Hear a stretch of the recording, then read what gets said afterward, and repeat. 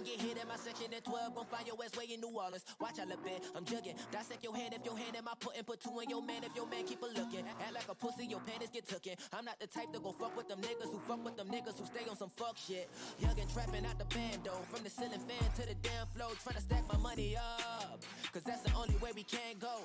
Tell my mama that I'm okay, see the money coming through the doorway. Got a bad bitch with a lot of money, that's foreplay. Okay, they watching me, they watching me, they watching me. They watching me, they watching me, they watching me. They watching me, they watching me, they watching me. They watching me, they watching me, they watching me.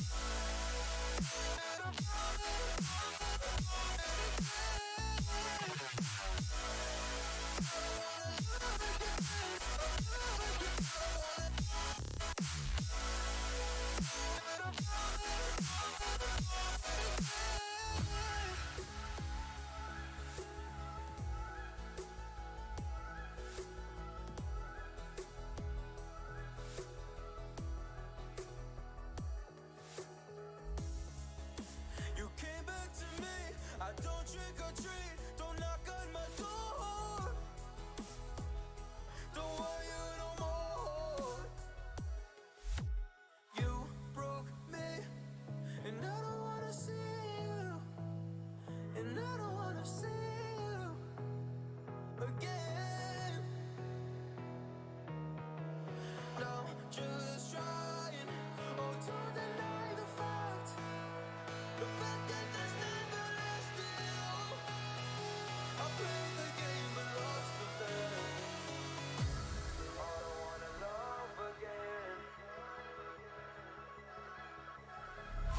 Yeah, I don't wanna love again.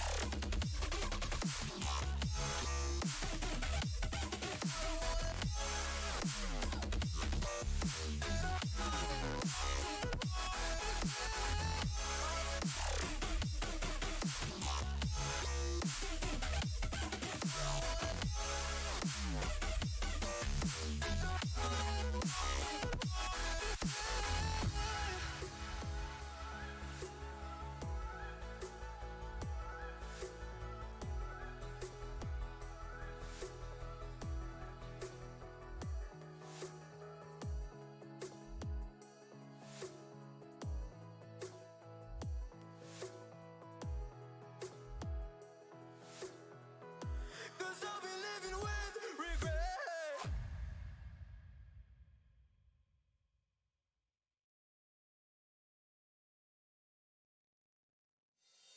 You're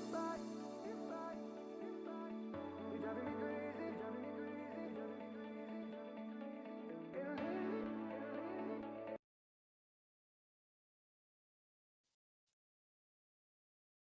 Welcome, ladies and gentlemen. Thank you for attending today. It's our pleasure to have you. It's your host, Las, and the coach. How you feeling, my man?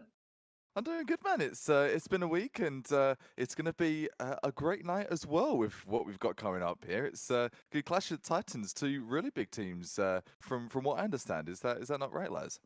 Yeah, so we got Rochester versus Ryerson. So some really big heavy hitters in the division. So both undefeated. So really excited to see how they're going to do so far. I mean, really, this is going to be a game for somebody's first loss.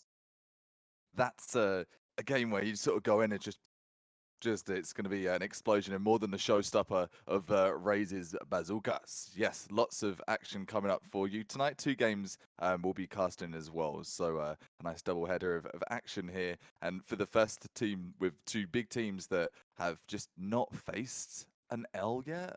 That's you're going to be on top of the world, and you're going to be making some crazy plays. So I'm hoping for those big ones.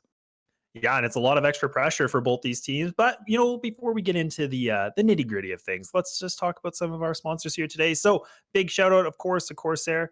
Got some very slick keyboards, mice, mouse pads, and of course the headsets. So make sure to check them out. And of course, GLG, phenomenal in professional tournaments across the board with streams. And they're also actually going to be hosting a tournament, which is a charity, on October 25th. So all the proceeds go to a charity. Make sure to check them out. But coach, who else do we got?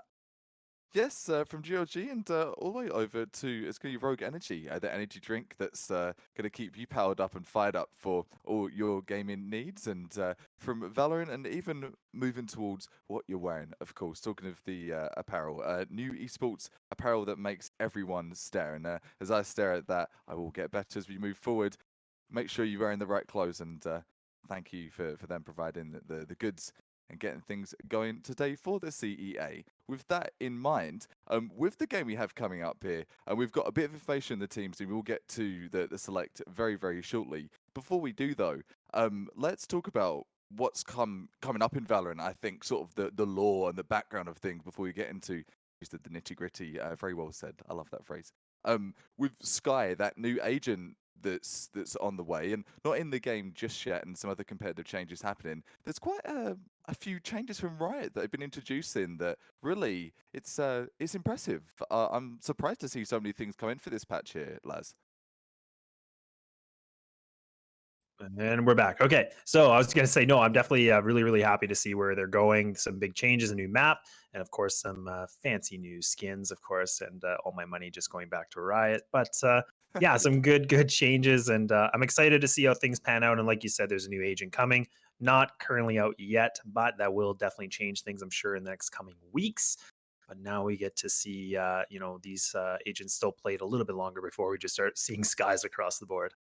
Yeah, we're just getting used to having Killjoy in the game, aren't we? And how much that changed the meta. I think I mentioned it just in the light of how crazy things can get with that new agent coming into the mix. And just when you think things, this is it, there's no more changes that of around the corner. I've mastered the game. Nah, said Riot. You got another change around the corners. So yeah, with the games that you're seeing, these are going to be some high octane games. But what's coming up next, you just don't know. So enjoy this meta while it's in play. I hope we'll see some more breaches. We've spoke about that in the past, Laz, and with the higher tier games, and with both these teams being undefeated, more strategy in there and some blasting through the walls. I'd love to see it.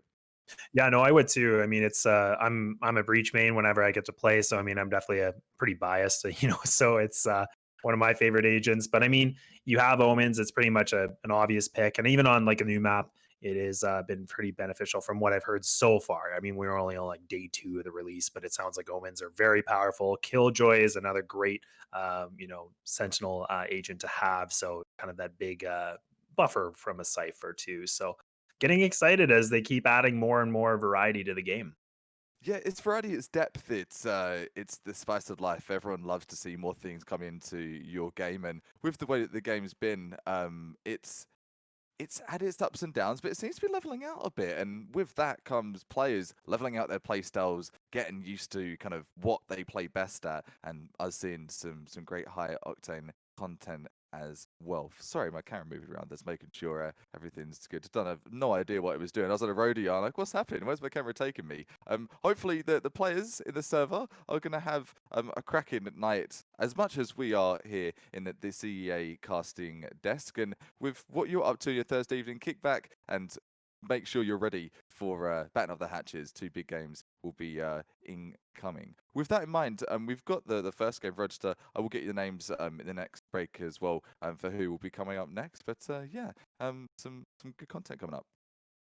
Yeah, and I mean, even just talking a little bit about these teams, I mean, Dr. Seuss, I think, is the opera for RIT. So, consistently a big fragger, really pulling up some big numbers. And I mean, having an opera is really important. I mean, there's been changes to the op, of course, but it wasn't too much of an impact. I think there was some significant changes, but at the same time, enough, that it's still beneficial in the game and it's not OP, we'll call it. No puns intended. But either way, Hey.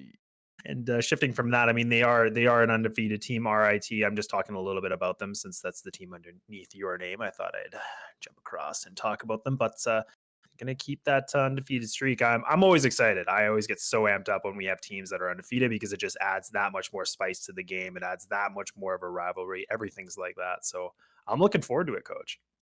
I really am too, mate. And if you've seen these 2 teams play or not, make sure you are good to go. And if you've got some friends who are interested in Valorant, make sure they get into the stands as well. So it's your Thursday evening, maybe you're not busy. We've got 99 viewers before with our event. I would love to see a couple more for each episode as we go forward. And every week we'll be doing this event as well. So make sure you're staying tuned and kind of keeping track of where these teams are going. To go back to your op comment though, we're talking about the op.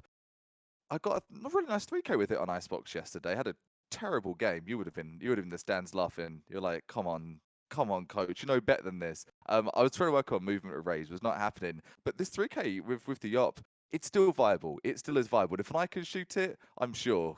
I'm sure the guys in the server are not gonna have too much of an issue The with new the new getting. motto. If Coach Yeah, can do it, you can do you it. can do it. You Love know it. what?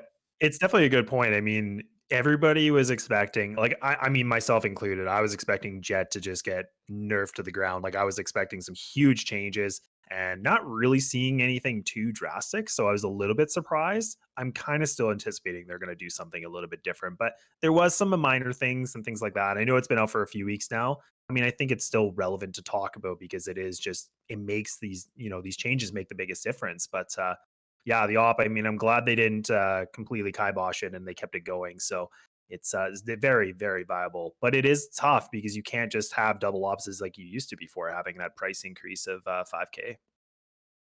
Yeah, it's become more of a CS:GO situation, hasn't it? With how you've got to be a bit more disciplined with your money. You can't be so frivolous and be like, it's fine, I'll get it off. I'll have more money in a second. Not at all. You really have to make sort of calculated decisions. And for an IGL, if you want to kind of go a layer deep into kind of the brain of Valorant and strategic FPS as a whole, yeah, this changes the game completely. A lot more bigger brain decisions have to be made. Like, ugh, I know it's only like $250 or 250 credits, whatever it will be in game, but still, it's getting the cogs turning.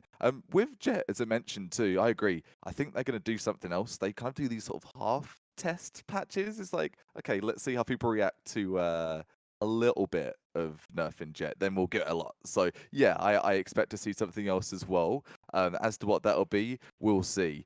I tried her as well recently. I've been trying to keep up with the changes and kind of the difference in feel as we've gone through alpha, beta, and as we are here now as well. I think she's in a good place. I really, really hope they don't do too much else to her. Otherwise, I think it's going to be a race situation, right? Where you're going to see people not using her as much. And it's one of those classic agents. It'd be nice to see her stick around. My opinion, anyway. Yeah, and I mean we're still early on in the game. I mean it's only been out for a few months right now, and the nice thing is that Riot is really making these changes, and they're not just kind of rapidly doing it, but they're doing it properly. They're listening to the community, and that's a huge, huge thing for all of us that play, for us that shoutcast.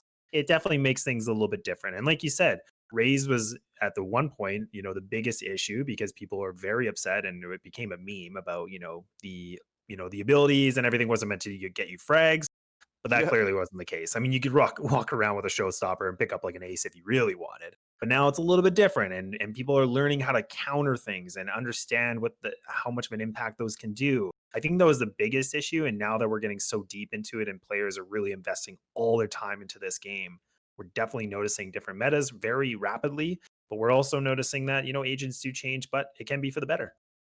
It can be, right? As it keeps you riding that wave as though you're a surfer and just skating through the skateboard, whatever you want to mention into the thought of it. Yeah, it keeps you interested and it's keeps you guessing. And talking of that icebox, we can't forget to not talk about icebox. Did you get a chance to dabble with it yet? I know we've been casting, being very busy, and you've cast just before this, but have you had a chance to dabble with it yet, Laz?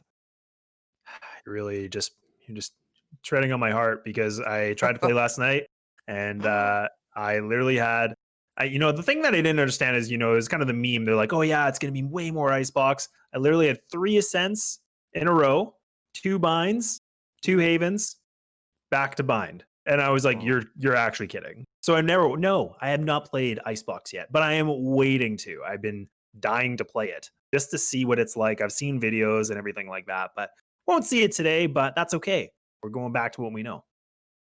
We are, and something to look forward to. And if you at home you've not played Icebox either, it is so much fun, and it adds the cherry on top to what is a great game that we've seen from Valorant so far as the meta builds and continues, and into the main event. This is why we're here. The two undefeated teams are walking into the arena, and it's going to be a Ascent to start as it appears.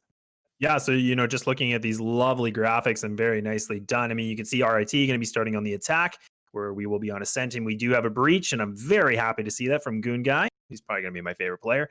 And then on the defensive side, we got Ryerson. So I mean, of course, RYE. And the Omens, of course, the Jets, Cyphers, really just the exact same agents across the board, except for the Reyna and the Breach difference. So that's going to be interesting. I am Mm. excited to see how that pans out because some agents can do very well on one side, whereas the don't do as well on the other.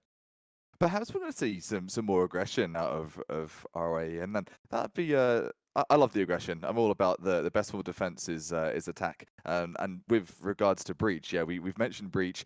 Bringing a bit more of that CS:GO feel, with the sort of the pop flash feel to Valorant.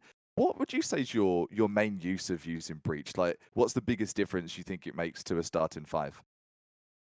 I think the biggest thing for me is like having the triple flash is very important. I mean, that's more than any other Counter Strike or anything like that. So it definitely adds more element. The rolling thunder is just an amazing way to get site control and really just throw the defense back, especially if they are turtling more in the site. there's just so many things from Breach that I think are so impactful. I mean, the aftershock, which can go right through the wall, it makes players move. I really think he's just a very well-rounded agent.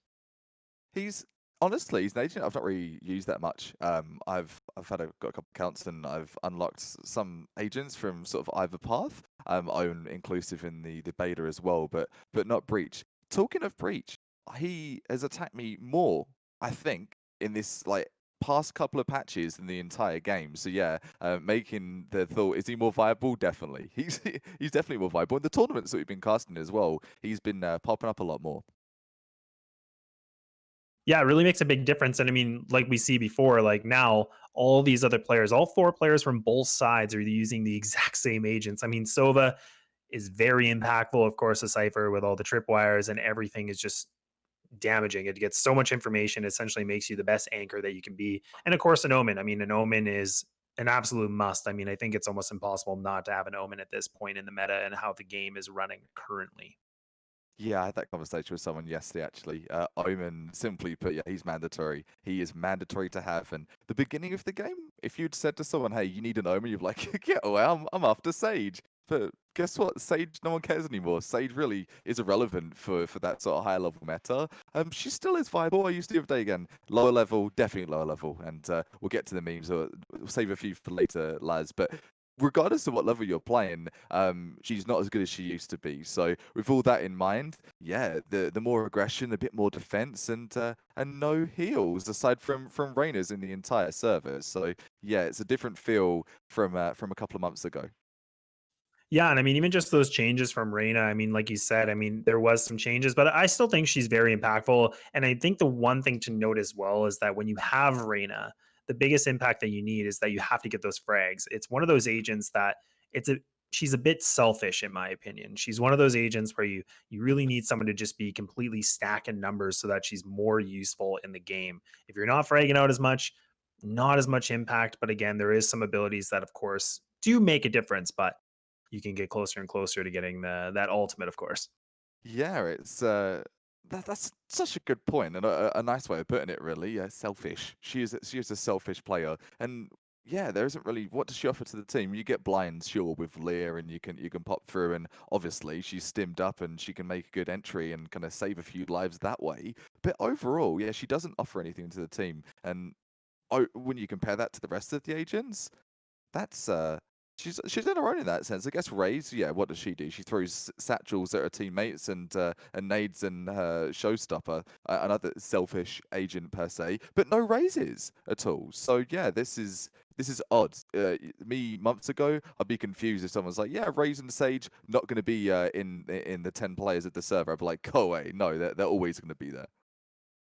Yeah, and the one thing you just kind of touched on it a little bit is Sage. I mean, before we saw the meta, before we saw updates, where Sage was pretty much the biggest tool that you needed in the in the equation and everything like that. But now she doesn't even exist. She's non-existent. So it's just interesting how much can be changed so quickly, and that's kind of what we were just talking about before a little bit earlier on. But not seeing a Sage has definitely been a bit of a shock to me because I know, like for me, I used to play a Sage as a main, and again, there's so much use for it. But now just more agents and more variety. Yeah, variety and people saying, I do not want to be responsible for wiping your butt and doing the heals. No, thank you. Opting out of that one. And respect, that's an extra responsibility on top of your own fragging, on top of your other abilities. You're responsible for saving other people's lives. That's a lot of weight on top of your shoulders in a 5 versus 5. And yeah, with CSGO, it doesn't have that, does it? It doesn't have that kind of, bail me out of trouble. It's on you. That's your job. There's none of that. It's just frag out and move on. So with that out of the meta and more clicking of heads into the meta, I think that makes it a bit more of a fair fight, more of a 5 versus 5 rather than the 4 versus 5. Into the action though, talking of 5 versus 5, thank you for patiently waiting for the CEA, and off we go into match number 1, Laz.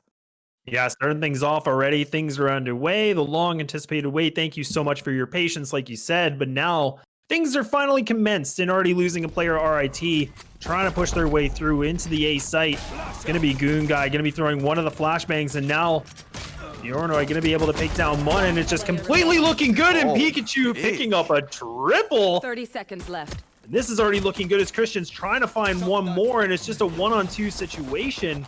And coach, Dr. Zeus, he's going to have a plan in store. He really is going to have some magic, and magic is not going to happen for him. I believe he did get the shoulder tap. No, just an armor. So a little bit of damage and not going to be inflicted where it needs to in the dome. Taking that round. Some good frags, though. That's promising for a great Ascent map. Yeah, really down to the wire. I mean, RIT, they lost one of their members quite early on, but Rye just doing a very good job just locking it down. And Pikachu, the fact that he was able to pick up a triple before falling, and I believe he was actually just underneath Heaven, so just playing in a bit of a common spot, but definitely is very impactful because it's a tight space and you can hide behind the wall.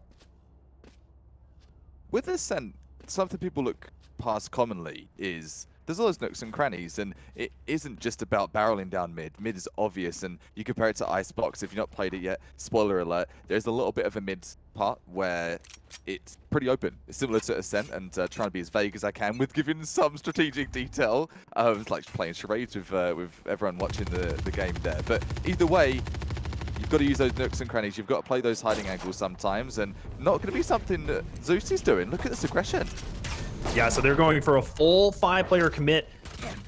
Behind Raw to stop things down. Has the Sheriff doing a lot of damage, trying to find one, finally makes it work. Running out of ammo, but Nate able to reply back. And that's what I was talking about when Reyna can come up big. It definitely pans out very well. And that was a triple. A very convincing round from Ryerson. No harm, no foul. Superb stuff, man. You love to see it. Early on as well, consistency is key in every sport, e-sport, whatever it is, cooking, whatever your cup of tea is, even if you don't like tea, is coffee. Enough of it. It's going to be 2-0 for RYE. They're wanting to keep this momentum going forward. Looking at the buy though, looking a bit grim. You know, we were talking so much about the updates too, and the one thing I was really happy with is that they did update the Vandal, making it a little bit better, and now we're definitely seeing it a lot more common than we saw before. I think it was just the Phantom Club at one point, but... The Phantom Club. You were part of that club, weren't you? I wasn't. You know, funny enough, I was the one person, like, with my... the boys that I play with, and I'm like, nah, man, Vandal's better, and they're like, no, man, you're crazy. You can't use the Vandal, but... I had to prove him wrong, and then Riot's like, you know what, Laz, we'll give you a little bit of a buff, and now you can make that argument. The Laz argument just got buffed. GG. I agree with you though, man. The Vandal, that's where it's at, bro. I like you a bit more now. That's great stuff. The Vandal is sick. And talking of the Vandal's gonna get the entry. Good guy, taking out one, taking out the tripwire. Will be Zeus and all, and getting off to a firing start. Barreling up mid. They're fearless.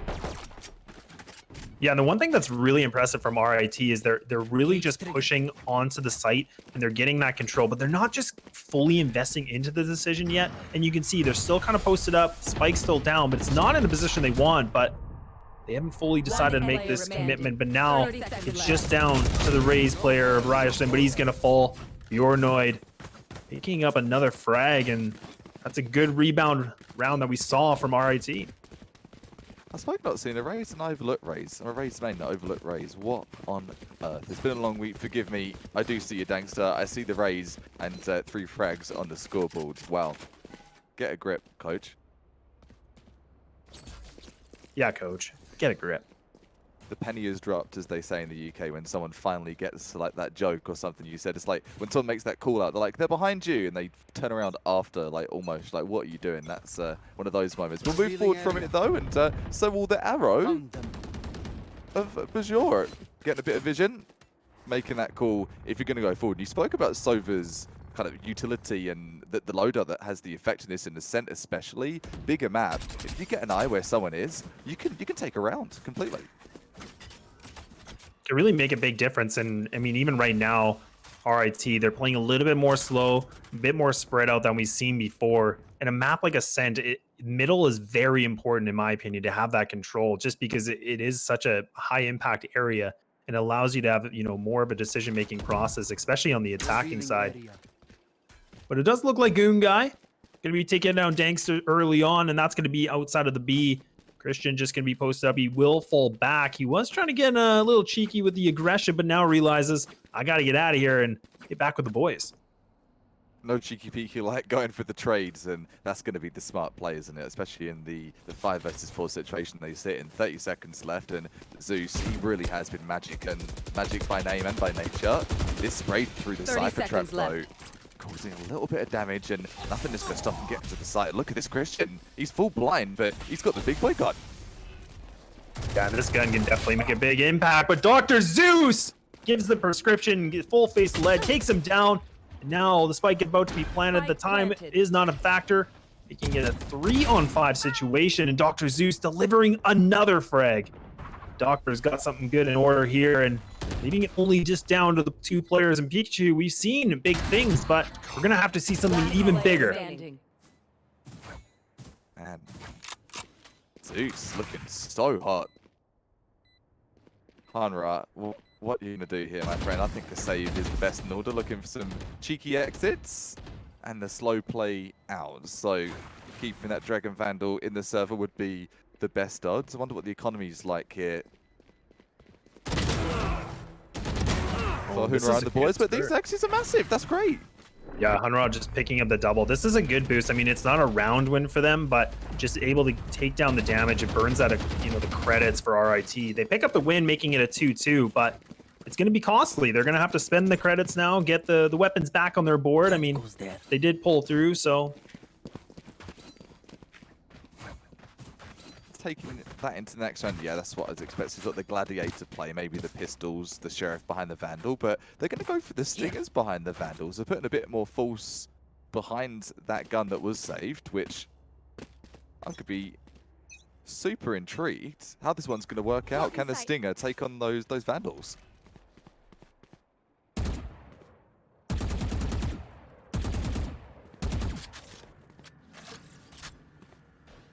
Back to the slow and steady race.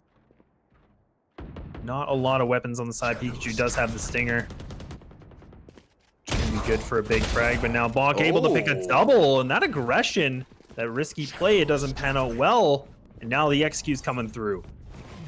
Someone's been playing their Kovacs or aim labs, whatever it may be. 6 stuff there for the entry. The Stinger's going to be even worse though. The Sting in the back of 2 players. You're not expecting that from Pico. That's massive. Yeah, and that was really, really good play. I mean, there was discipline just on the trigger, not going for the first frag right away, waits it out.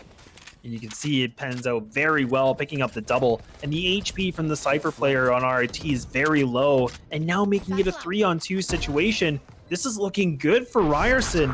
They have the opportunity to make this come through. Pikachu gets the information. Now they're going to be pushing into this site.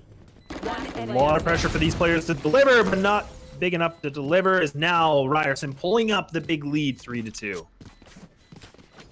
Just falling short there. They had the parcel, they were ready to deliver it just on the doorstep, and they got busted just before the parcel could get through that door. Unlucky. Another round in store though. 3-2. Plenty more buys to come, and that is something I've thought this the other day with the 13 round kind of with win if you run it in regulation versus the 15 in CS and the difference. It really does force a lot more pressure on the players. So respect to Valorant players in a different way from CS. If you're just tuning in, you're like, oh, I'm more of a Valorant player and not too much into other games. It takes a lot more composure, I think, in Valorant. You've got a few more to spare. In CSGO with Valorant, you're walking that fine line, lads, always. Always a nice fine line. Speaking of fine lines, I mean, things are getting closer and closer for both squads. I mean, they really are just completely swinging. I mean, we've seen, they try to go for counter aggression. I can appreciate this from Ryerson. I mean, they're not just playing standard, trying different things, which is good. It's playing a bit unpredictable, so on the attacking side, it makes it a bit more difficult for the IGL to sort out what is the best plan of attack. But it looks like, again, they're going for a 3-2 split, kind of waiting things out, going to test the waters here towards long A. Also having the spike toward the middle, so they have lots of options here, Coach. The mind games are starting to happen as we get into the middle of the first half, where you're going to see mistakes happen, you're going to see plays explode, and who's going to be on the receiving end of the other person's utility, you wonder. Time, every round's particularly down to about 30 seconds. That's scary stuff. Like you're literally a seat. You wonder where they're coming for a whole minute. 30 seconds left. Yeah, you can see RIT, what they do is they just completely post up on short A. Now that's going to be the Rolling Thunder, and that's going to land right inside the site. That's going to be Hunted, able to get the first frag, and now clean sweep is Pikachu picking up more frags. This guy has been a disaster against RIT, and that's going to be that. A big dish. Ryerson, that's the main course, making this 4-2. Dished up indeed. 4-2 it will be. Rays with a 3K as well there, so padding the stats, undefeated and showing exactly why. It's putting right on the full save, as it will be, or at least the eco with the sheriffs. The Shiko? Is that what we're going to call it? Instead of a deco? The Shiko? Taking suggestions. Yeah, we'll hear it in the chat, see what you guys think. I mean, do you even really, yeah, like a Shiko maybe? I mean, I guess in, another version like Deco. Yeah, it does sound like kind of like a Shakira song or something like that. Or like a Ricky Martin song. I don't know, but either way, it doesn't matter. Fully blind, and that's Hunrod going to be saved by his teammate. And now Dankster just pulling up big, but that's a big double kill. And that's a big mop up. But a valiant effort from RIT. I mean, they had that mid control, but very good crossfire from Ryerson. It was incredible, and we've seen it time and time again with these 5 rounds they have. They've not been by mistake. They've not been by just an error. You talked about trigger discipline, and crossfires, they fall under the same bracket, I believe. It's that calculation, that plan of attack, and with the players that we have in the server right now, just to remind the spectators, remind for us as the casters as well, they've been practicing, they have been going over the different set plays, and it's showing in the server today as well. Yeah, and like we said before, for anybody that is maybe just tuning in now, both these teams are actually undefeated so far in the CEA, so a lot of pressure for both. Still early on, only 5-2. We'll have to wait and see. And talking about waiting and seeing, I mean, Dr. Zeus, not particularly on the top of the scoreboard, but really just picking up those really important frags so far, Coach. Yeah, every round, in fact, you'll see Dr. Zeus be one of the first players to get that frag on the scoreboard. If it's not trading in, it's trading out. It's going to be Goon taking the first one, and it's going to be a 5 versus 3. So, all right, they're looking slightly backpedaling here. I know exactly. Gonna have to backpedal as now the fall line connects. The spike about to be planted. RIT, they have 5 players alive. And Ryerson, they don't even need to go for this, but at this point, they might as well try to attempt to see what they can make work of. They have one ultimate, and that's going to be for the Cypher. Nate finally burning his. That's going to be the Hunter's Fury trying to make the connection, but Dr. Zeus comes up big again, and that's a triple, leaving it just down to the 1-on-3, but Dr. Zeus, he comes alive, picking up the quad. Isn't it funny? We were just talking about, is Jet an agent that you can still use? Ding, ding, ding, ding. Yes, indeed it is. Dr. Zeus proving it here in map number 1, in game number 1, in superb fashion and all. It's 5-3. Dr. Zeus taking it home there and completely single-handedly lifting that round up, putting it in the backpack and saying, off we go, lads and ladies. It's our round. And Coach, we talked about this before. I mean, we both have our own theory, like call it a caster's curse, call it like the caster blessing, if you will. But I mean, I made a little comment, Dr. Zeus, you're not on top of the board, but he's been making impact. He's like, you know what, Laz, hang on. I'm going to make it even better and pick up a quad, making a statement. Watch this, bud. Watch this, he says. 1 frag traded out either way, 4 versus 4. And this is a super close game. 5-3 is the score, and these rounds, we've seen so many clutches. It's been individual performances which makes the difference, and that's when you know you've got a good game in store, defense and attack-wise. Minute ticking away, and I've talked about this. They're playing those slow plays. Is that going to be the way to do it here, though? No, it isn't. Stealing sight.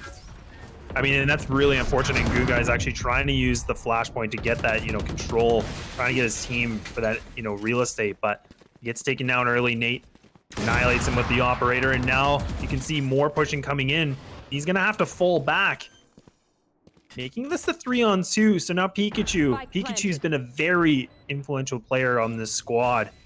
Looking to see what else he can find, but there is just going to be another agent close by, but Doctor coming up big once more, and that's going to be a big impactful frag. So Nate, he should be saving this off. There's no reason for him to go for this. No, there isn't. Get you and your dragon out of there and save what you can for the next round.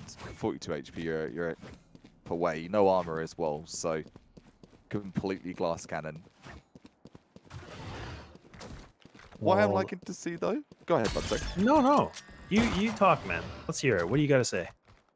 What I was going to say though, for both teams, and we've seen enough Valorant now. The point of where it is at, I would like to say, is they're making some really smart plays and saves, and these exit frags, and making me look like a legend with the things I'm talking about, as well as yourself here. So thank you to the players doing that and all. But to mention, and to keep it short and to get to the bloody point, is they're playing really smart. Really high tier Valorant is what we're seeing, and is making for a really good cast and watch here. Yeah, it's definitely really panning out the way we were talking about both these teams. I mean, undefeated, along the line. You know, not big rivals yet. I mean, it's still early on, but I mean, again, when you're playing against an undefeated team, I mean, it's a lot about the in-game mentality also from both sides. No one wants to be the team to have that impeding loss, and the potential of it, the threat of it. It feels like a final. It must feel like a final to both these teams, and that's why you're seeing these crazy, humongous clutches coming out of everyone. Everyone's sweating. Sweaty palms as we go into the server today. Yeah, and I think you nailed it on the head. I mean, it does feel like a final because both these teams playing a bit careful, really thinking about all the decisions that they can make. But now, see, this is the one thing I noticed about Ascend, and this is a very good strategy that we're seeing from RIT, is that they're getting this mid control, and they've been very successful at just capitalizing on a piece of the map. And I mean, before we see, they usually push onto Cat, whereas now they're pushing a little bit more into mid. So Dr. Zeus, being the duelist as the Jet, this is a good position to be in. Still has his ult as well, so if he wants to try something a little bit cheeky, he definitely can. But now they're going to have that market control, blasting the door open, so they're going to try to swarm this site and completely pinch it, so you have the two players in B main. And now things are coming alive. The ultimate's out, and that's going to be a spray from Christian, and he's going to have to hide this out a little bit longer, but the shock dart connects, and it does so much more work. And now, thanks to our 2-2 coach, that Blade Storm just got deleted from the server. That's got to feel bad for Dr. Zeus, making all the save for that, and off you go. It's 2 versus 2. Your attempts being absolutely demolished, and all down to one duelist being the Raze. Omen removed. Raze removed. It's all down to Omen, so not at all.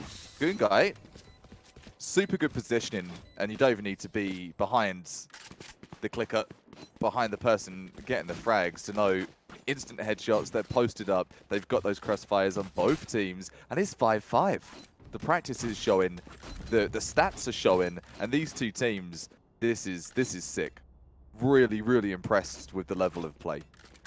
Yeah, and I mean, even just mentioning that, I was just going to mention that, you know, Goon Guy, the fact that he saved his ultimate later in the round, you know, the Rolling Thunder, that's very good discipline to not just burn it right away, to use it at the right time, because he used it on that situation where they were trying to retake instead of going for the entry. So I do like that. I like that they tried something a little bit different. Hando very well, and Pikachu just wasn't able to make any sort of connection. But looking for connections, I mean, Dr. Zeus, look at this boost to know Pikachu wins that exchange. Very good play from him, but now the exchanges are coming back and forth through middle. Like I said, this is a high combat area. It is. Courtyard has been a death yard, a graveyard for that matter. It's 3 versus 2. Written down just to the two players, and what can they do with it is the question. We've seen so many crazy plays in this game. Zeus is going to be out the server though, so Zeus has been one of the main clutches, but Haunted, he's going to haunt his opponent. Lurking in the shadows, back to the 2 versus 2.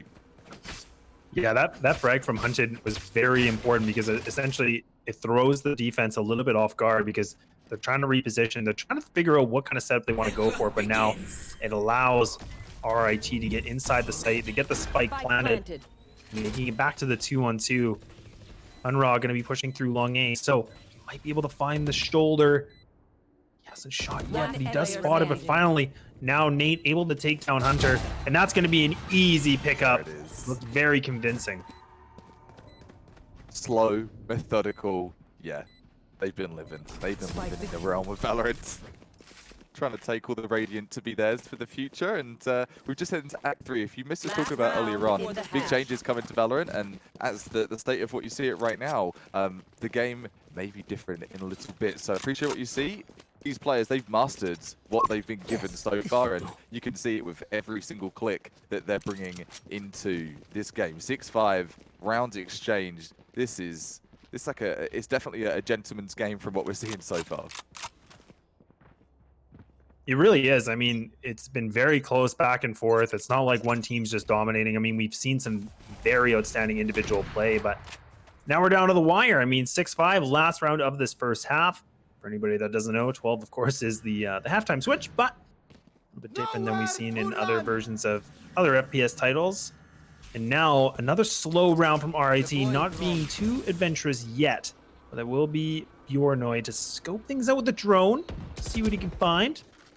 Now he's aware there's only one member of Ryerson in the site. Talking of Zeus, able to pick up an entry, and the stats on Zeus after this game are going to be unbelievable. I'm excited to see those. Enough of the stat nerdage though. Look at this play. This happens towards B here. It's quite the stack.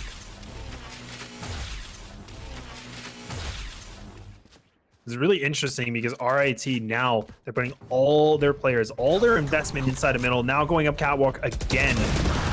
This is big. Pikachu, somehow, he gets away with murder. He gets a 4. He hides behind these corners. He's the big element of surprise.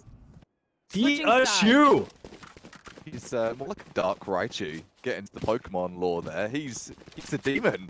He really is open, and lurking in the shadows is his specialty, making that 4K look easy. And it's just a little flashback earlier in the half. He's the guy that got the Stinger 2K from hiding behind the double stack, if you remember. I know, that's the thing. Like, yeah. You play in these spots, you're like, yeah, it's like kind of a predictable spot. You're not probably going to do very much. And I mean, that first time, it was the trigger discipline. He was like, I'm not going to shoot yet. I'm going to wait. And then it completely worked. Boom. And yet again, trigger discipline being the key to success for Pikachu. Got bind and ascent potentially on the menu. We're going to be in ascent for the time being though, and cover going out. Where's this round going to go? It's pistol round and a potential swing of a couple if you believe in the pistol rounds theory and conspiracies. The great conspiracy of the pistol rounds, but we'll have to wait and see.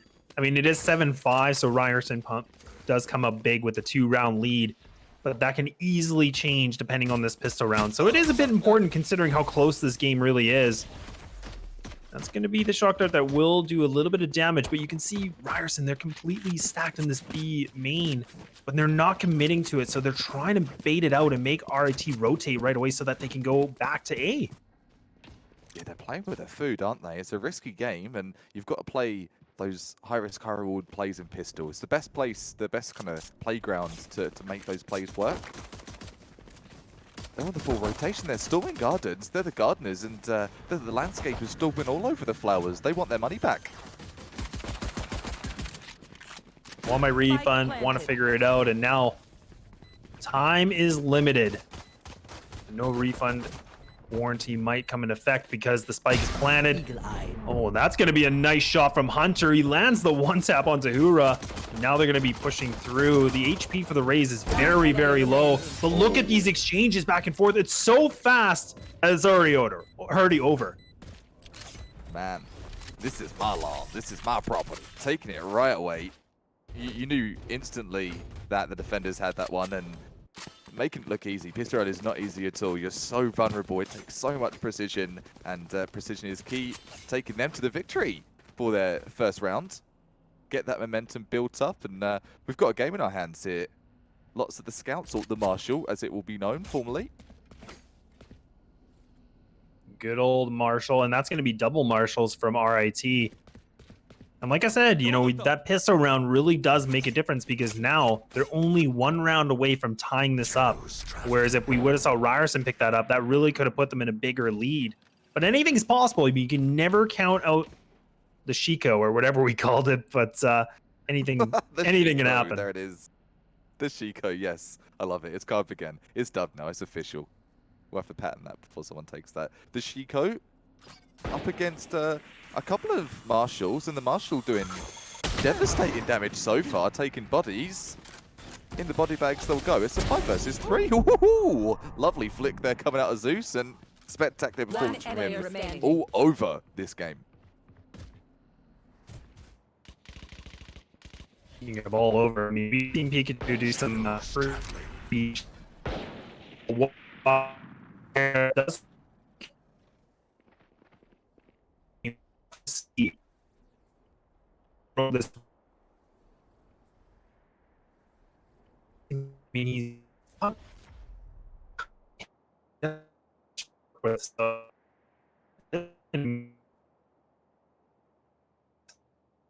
30 seconds left. And see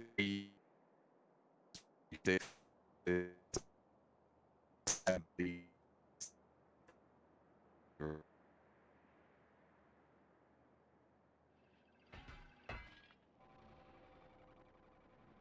10 seconds left. for next round, and it'll probably be on the double save expectedly, or he can maybe buy something small with the light armor if he likes. If he's lucky, they're on the hunt. And there's really no point for them to go for this. There's no point for them to really hunt him at this point. I mean, they have all 5 players. Losing one can really just damage the economy for this side. And now it's 7-7, coach. It's like I predicted it. It's like you called it. It's like we know the game as it will be. It's currently here at CEA. Welcome if you're just joining us for the stream, and a great game we have underway here. So neck and neck. It's been... Statistically, you look at something, you're like, oh, well, looks like this team would be winning, or this team would be better. But for this matchup, both teams, they are the best of the best. 2 teams undefeated, and right now, this is crazy stuff. 2 frags coming in immediately, make that 3. It's the 4 versus 3.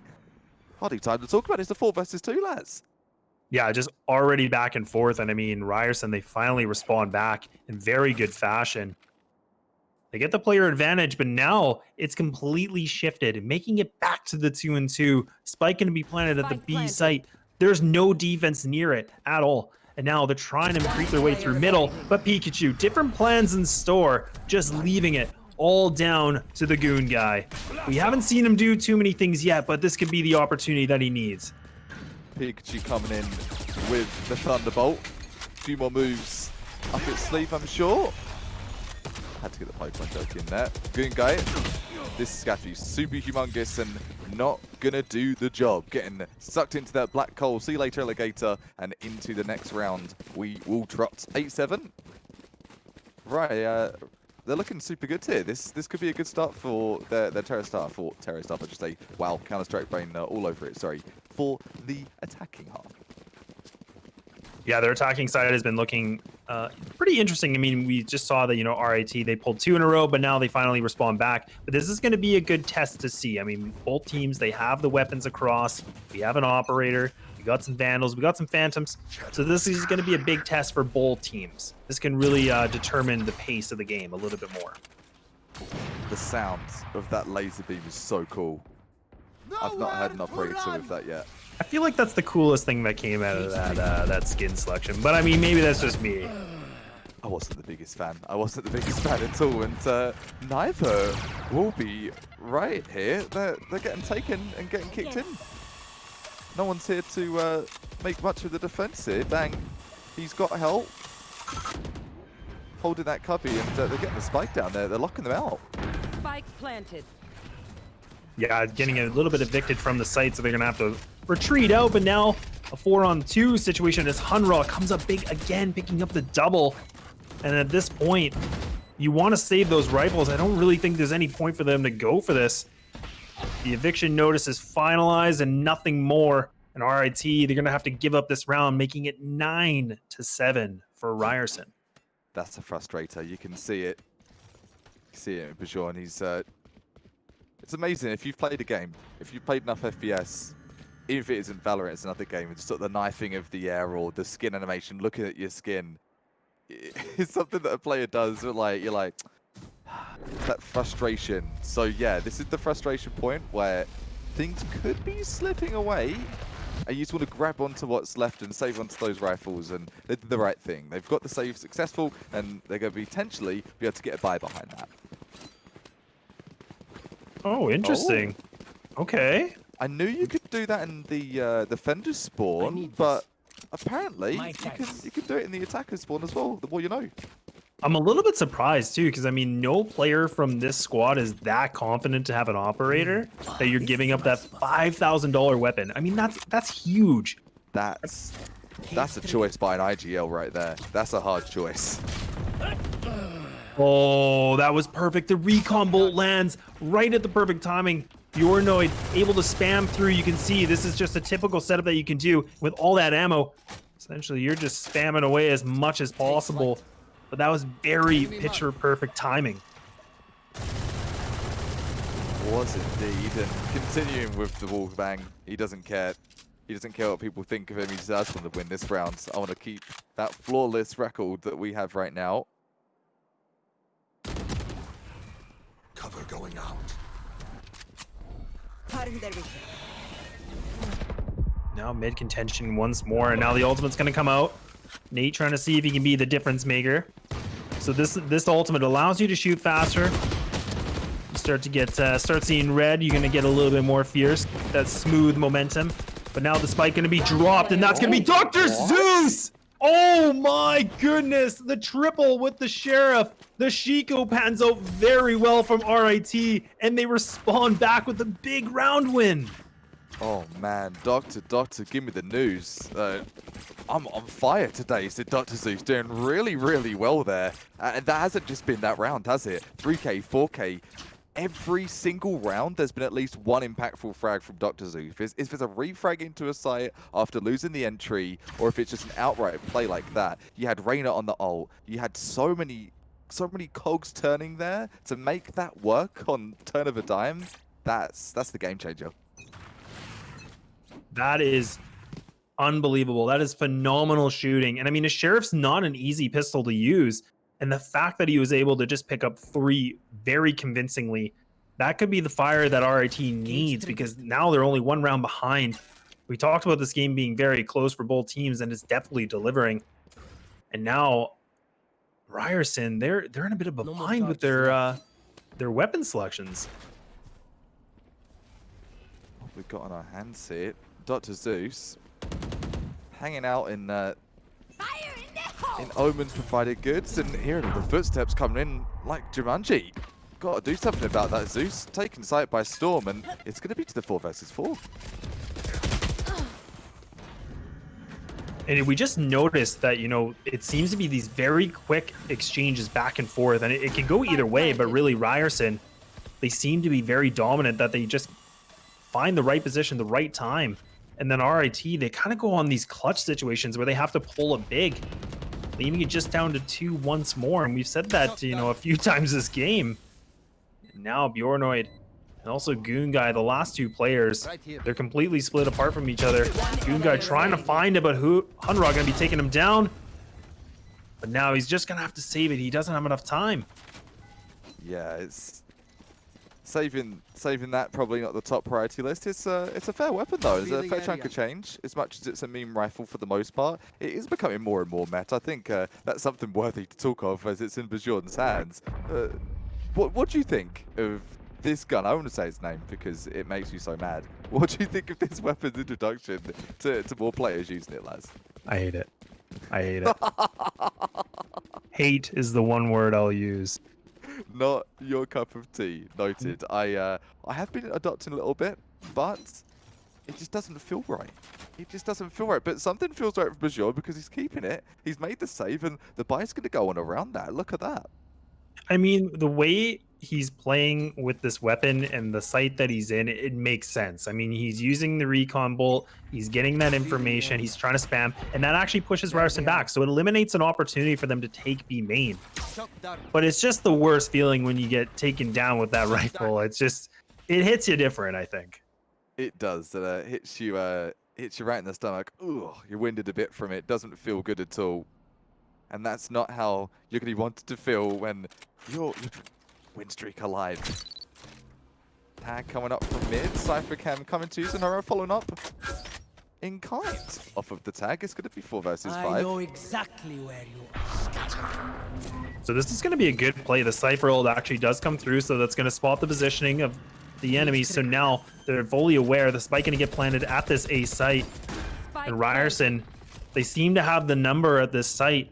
They get it without really much of a fight. And this is going to be the rolling thunder that comes through. It does connect onto Pikachu. Oh my goodness, and he lands it. His rate of fire is reduced by so much, but he wins that exchange against Bong. And now it's up to Christian to pull up again, leaving it just down to only one from RIT. He's stuck on top of heaven. He's trying to find it, but that's going to be it. Dragged into the black hole like all of his colleagues and teammates, and it's going to be 11-8. So Ryerson, they've run away with this. It's just, you know, I mean, it's only one frag that Pikachu picked up, but that's still a very big frag because that player was completely running through Heaven Raptors, wanted to get up really closely so he could throw a bit of utility. But the fact that he's able to take him down after he got hit with the Rolling Thunder, disgusting. Clean yourself up, pal. We'll get the Lysol wipes for later. Later it will be, though.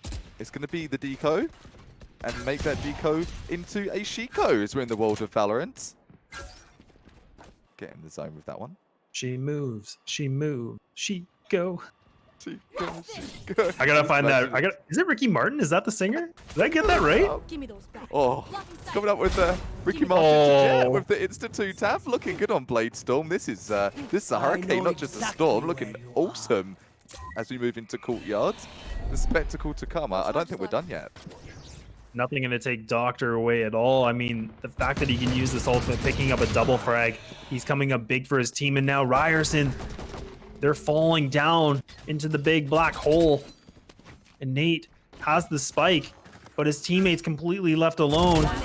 Bankster comes up with one, doesn't able to get the third because he runs out of ammo. And Dr. Seuss, the sheriff's in town, boys. And now the one-on-one battle, but Nate, he pulls it big. Nate Dr. Zeus trying to go Match point. above and beyond. Really had a game and a half, I'd say. Some VODs to watch, some plays to be learned. That's from me watching it, trying to get better and get on Zeus's level. That's I don't know if I'll ever be able to get that good. That's phenomenal plays we're seeing. Is it going to be enough to take the game though, lads? I wonder. Not sure at this point, and they've got the buy, but Ryerson just seems to have that clutch factor across the team. You know, it's not just a few key clutches, it's that every player is chipping in for those clutches. Every single player just seems to pull the weight when they need to. And now Ryerson going back to what they know, the bread and butter. They're going for the A exec, and it seems like they're putting a little bit more of a fast pace at this, but now going to be falling back. Hunra takes down Bjornoid. Bjornoid playing a little bit more aggressive, whereas before we saw he had the recon bolt. He was playing, you know, just the spam spot, trying to change it up. But the high risk is not the high reward. Another player is going to be cancelled. Dankster removing in, and you've got to respect Bjorn with the attempt, switching it up. You've been playing that same spot. You don't want to be predictable and just getting caught off guard. But Goon Guy is going to even the score out some. It's a 4 versus 3. 3 players from the defenders. This is a must-win round. Absolute must-win. No choice here. No choice at all. This is match point for Ryerson. So RIT, let's hope they have something big in the playbook. A magic trick, something up the sleeve. They need everything. Call something, because now Dr. Zeus, he's been an absolute menace this game. He's been very, very important. Now he's going to have to pull up that name again. Zeus. Attackers win. I was going to go for a song, but nothing came. Regardless, though, Zeus, not worth a song, my friend, unfortunately. 13-8 will be the final score. What a game that was. That was back and forth, round for round. It's like a boxing match, seeing each tap come in from opponent to opponent. But let's look at the scoreboard there. Yeah, Dr. Zeus, that's no surprise, is it, lads? Right at the top. Yeah, completely at the top. I mean, Dr. Zeus just popped off. I mean, I feel like I gave him the caster's blessing, because really he just seemed to really make a bit of a highlight reel for himself that game. And Ryerson pull up the big W, 13-8. That's a pretty dominant win. Looking at the frags and all, if you go from Hunra upwards, that's 1, 2, 3. Do a math here, quick calculation. 5 players so half the server that have got like that 15 frag margin upwards, right? So that's a lot of frags happening. So that's to tell you the story. If you weren't to see the game, you just look at the stats or just tune in for the next game. That was an absolute banger, and there's no other way to put it. Hopefully, another banger coming your way for the next game that will be the next dish of the day, and we'll be getting that to you very shortly. But for that one, wow, that was wow. Wow. See, I saved the whales at least till after the first game, dude. I didn't get Yeah. them all out in the game, right? You know. Yeah, no, it's good. I mean, and for anybody that doesn't know Coach, he likes to pull the Owen Wilson moment out from time to time, but he saved it for the very end when we get things done for map 1. But I mean, honestly, I was really impressed with Ryerson. I think they did a fantastic job on their attacking side. I think they just utilized so much map control at every single time. And you sometimes see when teams go on attack on Ascent, they crumble. They don't really know what is the best plan, and it's easy to kind of just fall back and not really have much to work with. It is, isn't it? It's like you got the Lego blocks and someone just kicks over the house of Lego blocks and you try to put them back together and players just don't know how to reassemble and sort of transform and get that Optimus Prime form and bust back into sight for the retake. It's horrible to watch when that happens. If you're in a game, you see someone like, please, no, don't retake like that, because you can see it. It's like watching a car crash, right? You can see it coming a mile away. But with these teams that we saw and with this caliber, there's none of that. You're seeing great saves. You're seeing good exits. We commented all game long, and it wasn't just stroking egos or blowing smoke where it doesn't belong. All players within that server, they did a great job, and I'm really excited to see what we're going to see on a different map. I don't usually like watching Ascent. I'm going to be super transparent on that one. Not my cup of tea at all for playing it or casting it, but for that one, I actually might have turned the tides on how I feel about Ascent. Some great frags, some good ideas for me to take home, and hopefully for you as well. Yeah, and I definitely want to echo that because I mean, I was joking about it with my buddies last night trying to play, Icebox. I'm like, yeah, I want to play it. Get Ascent 3 times, and I was like, nah, we're not doing it. We're not doing it. We're dodging. Not We're again, dodging. dude. I can't do it, man. I'm hoping there'll be some kind of change to it. I think right now, if I remember the statistics, it's a very close map. Like I think it's like a 52-48 difference. Like it's really, really close, but it is For Icebox? no, sorry, for Ascent. For Ascent, 52 Yeah, 48. sorry. Right I don't on. even know. I haven't played Icebox yet, so I have no idea. I was going But to say, the stats, V, you've really been doing your homework. I'm well impressed. Look at that. Doing my Valorant homework, but no, I definitely agree. And the one thing we knew from just a bit of information on these teams is Ryerson. I think they were mentioning that Ascent is not really one of their better maps, but the fact that they actually pulled it off, that's interesting. That's one for the playbooks, isn't it? I talked to watching VODs, and it isn't just said in jest. I know English people, they always sound like they're being sarcastic or just making fun of someone. We are a lot, but not in the case of me giving all that praise. And yeah, they did exceedingly well. They took it home. And to hear that isn't a map and get that inside scoop of like, oh, not really one of our favourite maps. You go home, you watch that VOD, and you don't just watch the good plays. Something I was speaking to my girlfriend about the other day, actually, sort of talking to VOD reviews. Yeah, you watch the good and the bad plays. Don't just go, oh, nice 3K. All right, guys, see you later. Where are you going, coach? Oh, I don't want to see my bad plays. Well, you're not going to get any better, and Ascent is always going to be your worst map. But the fact that they're conscious that it's their bad map, and they're like, it's not a fake map, they can learn something from it. Great game. Yeah, and just in saying that, we are just going to take a very quick break. Don't go away. Grab some refreshments, and we'll be back shortly.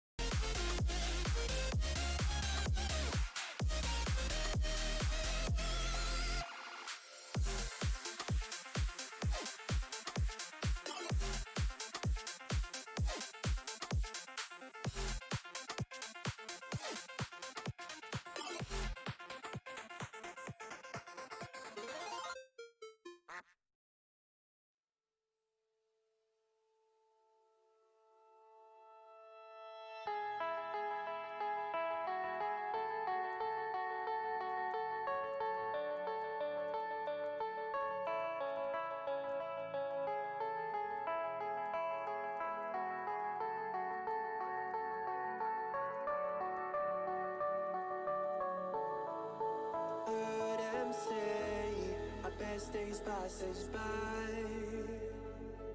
and most long for a place that they never find. I'm afraid I wake up when I die, and it is too late to climb any mountain. Time is of the essence, the blood running through our core. It's best to not feel sorry when it's over. I will be the greatest that you've ever seen before, and I'll stay eternal.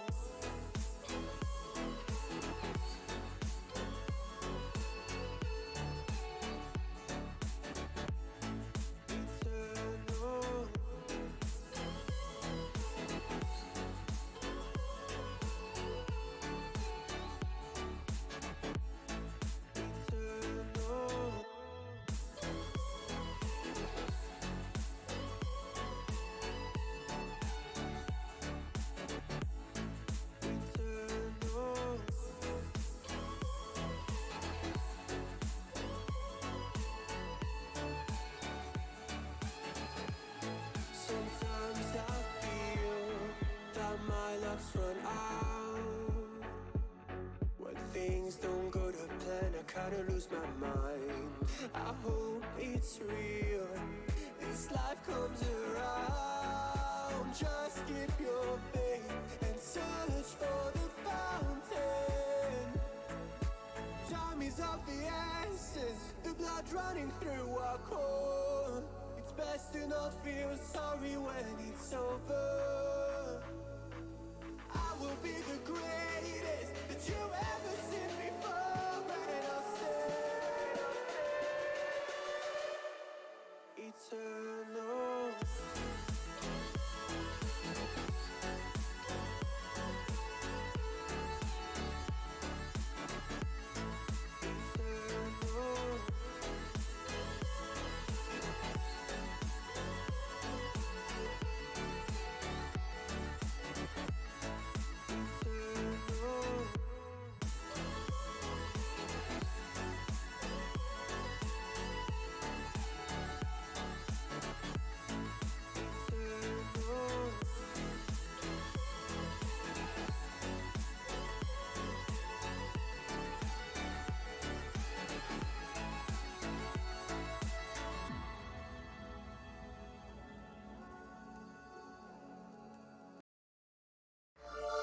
Are you tired of playing online tournaments for no glory and fake online trophies? How about you start playing for a little bit of glory with GLG?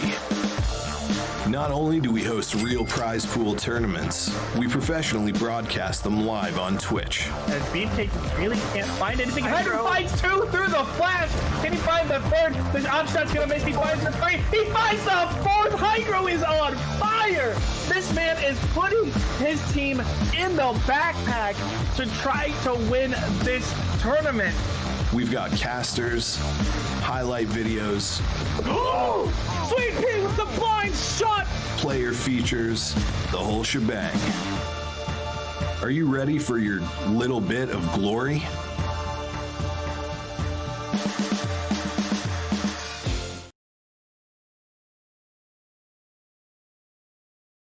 Welcome back. We're here.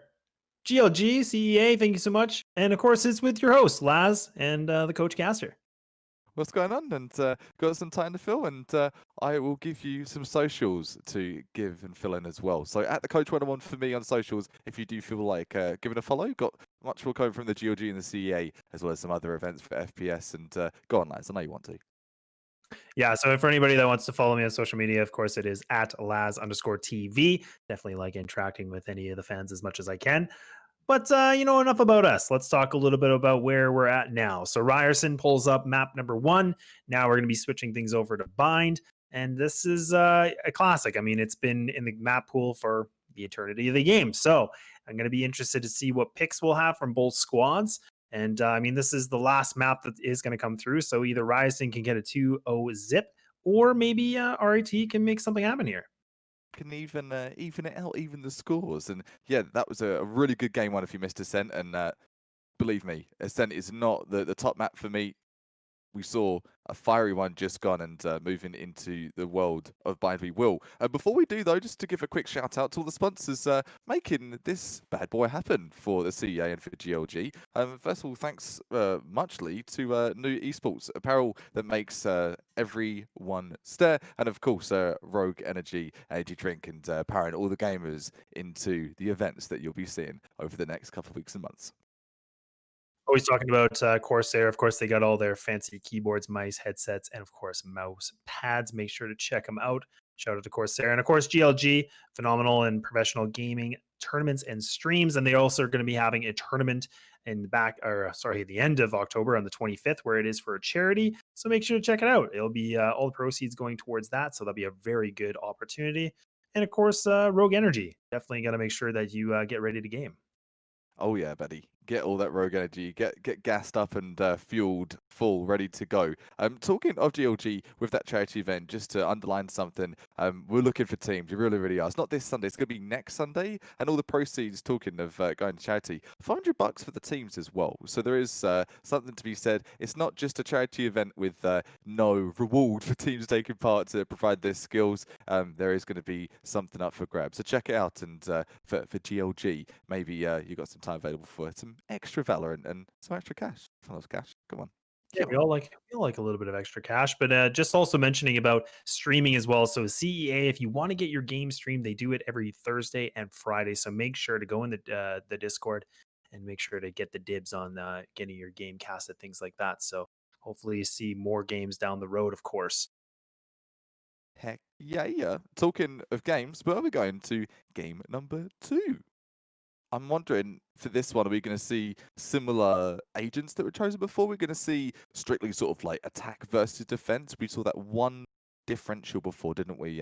It was it the Jet versus, forget the differential we saw, but there wasn't too many differences between the teams agent wise. It was just the kind of plays that they were making that differed them. But both teams stepping up to the plate. It's a tough call for map number 2. I'm not too sure which way it's going to go. Yeah, and I mean that's the kind of the thing is with all the agents that are in the game, it gives you more variety. So most players are not just going to be a one-dimensional where they only play one agent. So it will be interesting to see who they pick and for what reasons. And I mean, like we saw on the first map on Ascent, everybody had the same thing. So there was like the Sova, the Raze, the Omen. The only difference really is that one team had the Reyna and the other team had a Breach. So, and we saw that the Reyna was very impactful that game because I believe I'm actually trying to remember who was playing the Reyna. It's a little bit short memory here, but made some big plays and big impact frags and really just pulling that agent to flourish, we'll say. I think it was Nate, if I'm not mistaken. You got me on the Breach versus the Reyna, and I think it was Nate. Don't quote me, but we'll see this map if we're going to see it at the Reyna. Probably was Nate. With that in mind, though, talking of sort of the different strategies, you've got defense versus the immediate attack, and we're going to see some more variety. We've got a Brimstone. We've got some other characters joining the realm. Got some good selections here. I'm glad to see that we got some Phoenixes. A little bit of different variety. The Brimstone, like you said, I mean, it makes sense because if you don't have an Omen on your squad, you definitely want to have those smokes for the Brim. So that's going to be good, especially on that attacking side. But they will be starting on defense. But that definitely makes a big impact as well because it just kind of blocks the vision for the attackers to really get any kind of map control. You do. I'm more of a Brim player, I think, over an Omen. I talked about not too much experience with Omen, but for Brimstone, I've played a Brimstone main for a team before. Brimstone, I think, is underrated. You haven't really seen him be too popular, I think, in the main picks. I'd be interested to see for the next stat pool of where Brim is right now. And in fact, I might look after this to see where he is overall. But do you have any knowledge of how popular Brimstone is since the new changes? I think it really just depends on a variety of factors. I mean, I think A, the map, and of course, B, what your other players and their comfortability is with other agents. I think we haven't really seen like standard agents. I think there is always like, the Cyphers and the Sovas, things like that. But Right. it makes me always interested because you don't have an Omen. So I really think a Brimstone would definitely be the big choice there. So I would be interested in that stat though. With looking at Brimstone, sort of like with the smoke and with the blinds and the smokes from Omen 2, I think Brimstone would be a bit more aggressive. Obviously, he's got the molly. He's got his orbital strike. Dropping that nuke is just, you can't argue with that, can you? You've got to leave. You've got to leave. It's a bit like Killjoy's ult. You're like, well, I guess I'm not going to be standing there unless I want to get KO'd. Versus Omen, it's all about that kind of that knowledge. So you could argue for the side of Ryerson, they've got kind of two strategic players with your Sova. You've got your Omen. And even Cypher, that's a lot of strategy on one team. And I feel when you look it over to the side on Rit, maybe it's a bit more aggression, and then you see strats. That could be the difference between the two teams. Yeah, and I was actually a little bit surprised we didn't see a Killjoy. I mean, Killjoy can definitely make a big impact, but look at that, we're already underway. Things have started. Ryerson gonna be on that attacking side, and like we said, RIT on the defense. Now making it back, and the HP for RIT is very low, and they're trying to convince themselves to go through Kappa. Nate comes up big with a triple, and now Yornoid has got a big tall glass ahead of him, and he's only down to 15 HP, and this should be mopped up quite convincingly for Ryerson. Yeah, the classic is not going to be the recipe for the cake winning, oh sorry, the fair winning cake, the cake winning fair, well, whatever it will be. No cake for anyone, apart from if you're in the side of Ryerson, winning that pistol round, feeling good, looking to truck forward and pick up a couple more for that pistol lore. If you wonder what I'm talking about, you're like, what is this guy? What's he on? I want a lot of things. Any drink with one of them. Rogue energy drink. But aside from being a rogue, what I'm talking about for pistol lore, if you're not too sure what that means, is pistol round it sometimes can sway the way the game goes. You get a buy, and as you'll see reflectively, it's going to be the forced save by Rid. So that full buy coming through from the team that just won. And that full save coming into play too. But talking about full save, oh, the dink coming out there. A little bit of damage to start things off. Yeah, the only player from RAT that was playing in the B site, so now they're actually going for a 4-player stack. And look at this, Hunra only able to get down to 1 player. Looked like he was almost able to make it 2, but it is going to be a long flank. And this is a very dicey round from Ryerson. I mean, they've already lost 2 players, and this is actually a full save. And these trade frags, they're phenomenal. Really are. Super speedy. And not greedy at all, making things work. Great trades, and it's making for a great game so far. 2 rounds for Ryerson, looking very strong. And we saw this, I believe, last game. They like to string the rounds together, Ryerson do. So this could be the beginning of a force to be reckoned with.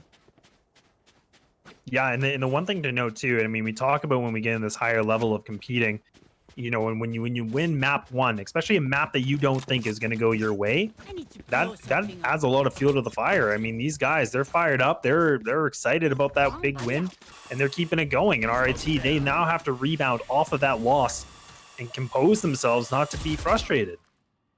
Shake off the frustration, shake it off. If you believe in Taylor Swift's song, I like that song. Age old now, and so will be the force of Ryerson. 2 players getting absolutely annihilated. And talking to the Vandal coming to play. 1 HP is going to be for Hunted Hunter. He's going to have a target on his head for sure. Yeah, the fact that Hunter can actually just go for full aggression like that, that's kind of something we need from RIT. Something a little bit different. And now he has the camera on short, so he's going to get that information. I believe that was the raise from Ryerson that was stuck. So now they're going to try to go for a bit of a pinch. 55 seconds left on that clock, so they still have time. Gonna be going through the execute, it's live. And Nate gets the spray down with the Bulldog, looking to see if he can get more, but he's not able to make it work as Yornoid takes him down. The spike's still not planted, it's not really even close to the site yet. But Dankster bringing it back with his team, and it's just down to him. Dankster, 2 satchels, a phantom, and light armor. 30 seconds left. Tall glasses. He's got an absolute enormous glass he's got to chug down on here, and I'm not sure if he's going to be up to the task. Util-wise would be important, and looking for here. Hitting a hope and a dream. 10 seconds to save, 10 probably the seconds best left. option here, innit? And he actually just ran in the aftershock. I mean, he was in a bit of a tight spot. Not really a lot of room for him, but still runs in the parameter and gets taken down. And that's a big round from RAT. They respond back in very good fashion. Yeah, no wiggle room, and just like last game, we're seeing it yet again. Consistency is key for the victory, and both teams are showing those trade rounds are going to be happening yet again. yet again here on the map of Bind. So you saw map number 1, great, you're going to see another spectacle. If you did see map number 1, do not worry, this is going to be a wicked game. I can feel it, it's happened again, lads. Things close, and I mean, both these teams were really trying to fight for that big win. A little bit less pressure for Ryerson as they were able to take map 1, but now trying to see if they can make it 2. And now the Hunter's Fury going to be coming through from RIT. He's doing the damage. He connects it onto Christian, but he's not able to pick up the frag, but that's a good start. They're trying to find what they can make work of, and that's going to be the flash coming in from the Reyna. They shut that down immediately. The execute, it's slowing down. They're not fully committing to it, but Nate's in a very good spot. Nate is, and oh, Nate not going to be able to negotiate with the bullets there. Slapped down by Hunter. Devastating falls to reckon, and he's not going to be budget. 5 versus 3, and maybe 4 versus 3. So the spike goes down. It's going to be a frag from Zeus. Saw him performing big last game. He's got to step up this game as well. Need to see those big frags if they've got any chance of hanging in here. 2 players left. It's versus Omen and Cypher.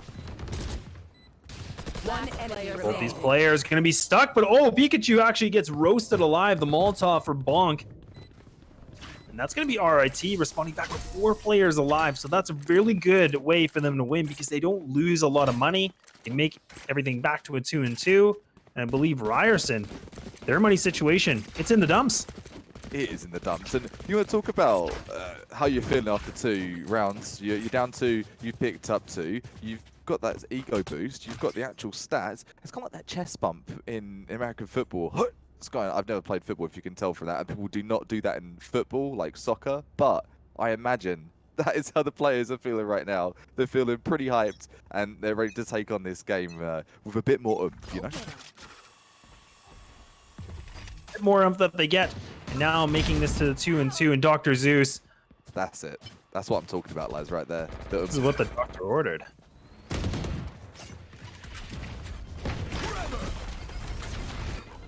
Oh my goodness, he picks up another frag.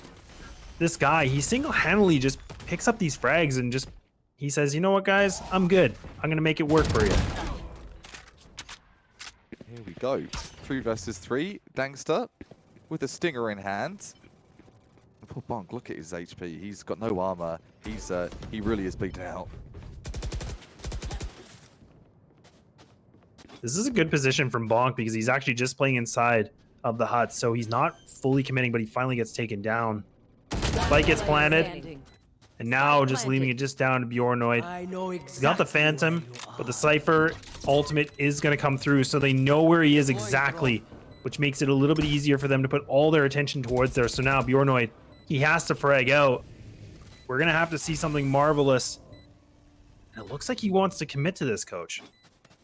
He better be wary though. Hunter's Fury, just a pocket ace there for Ryerson, and that, little does he know, it's going to be a great reason to back. He's going for the save there. Cypher Trap alerted. They're going to have that awareness, and look at this. They're going on the hunt, lads. They want blood. They want it.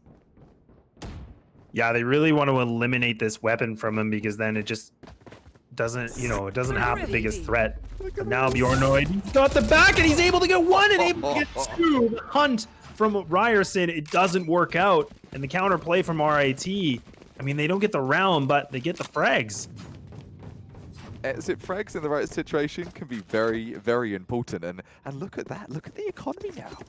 It affected the economy of Ryerson just a little bit from that play there. So goes to show, if someone's like, why are you saving? Why are you saving if you're in that match? Or even if a teammate gives you hell, as long as you're getting those frags and you're posted up right, you can reap the rewards. Excellent plays there. Didn't get the round, but getting it in style with the exits. Yeah, anything like that can make a big, big difference. And, we talk about the economy a lot, and it's very important in a game like Valorant. Every dollar spent is very, very crucial. And the fact that he was able to pick up 2 like that, it diminishes it. It makes it a bigger effect. If they lose this round, they could go on a double save potentially. And you hate to see that. You do not want that in the middle of your first half. Coming up to it here. The molly coming out from the brim. Let's make things look a bit glim, a bit dull for the side of Ryerson in this 5 versus 4. They're 1 player down, and they're not too sure what to do. They're creeping on gardens, but I don't know if a slow play is really going to be the play to do here. maybe the impact play on the rotation. They're looking a bit stale, if you ask me. Yeah, it looks almost a little bit flattened, but I mean, the utility from Bonk, there's only one smoke left, so he's going to use that in front of Hookah. I mean, he has a decision. It's either Hookah or in Garden, and so he will use it on Hookah, but that is only one player playing in that position. But now they're going to be swarming the site, going to be fully blind from the breach, and that's going to be Nate trying to make something work, but the op connects, and it's just completely a disaster. It's a train wreck, and Ryerson, they have nothing to work with. They got 23 seconds, but they're going to do something big here. See the responses, nice from Dankster, but Pikachu, you need to whip out the Thunder move here. Thunder striking down on his opponent, taking out Goonguy. It's going to be the 2 versus 1, and it's going to be Bot coming through with the 3K. So Brim stepping up. I haven't seen a Brim yet in today's games, and love to see it. Brimstone with the 3K, representing all those Brimstones out there. Shout out to all the boomers using Brimstone. I'm just Brim. Boomer Brim.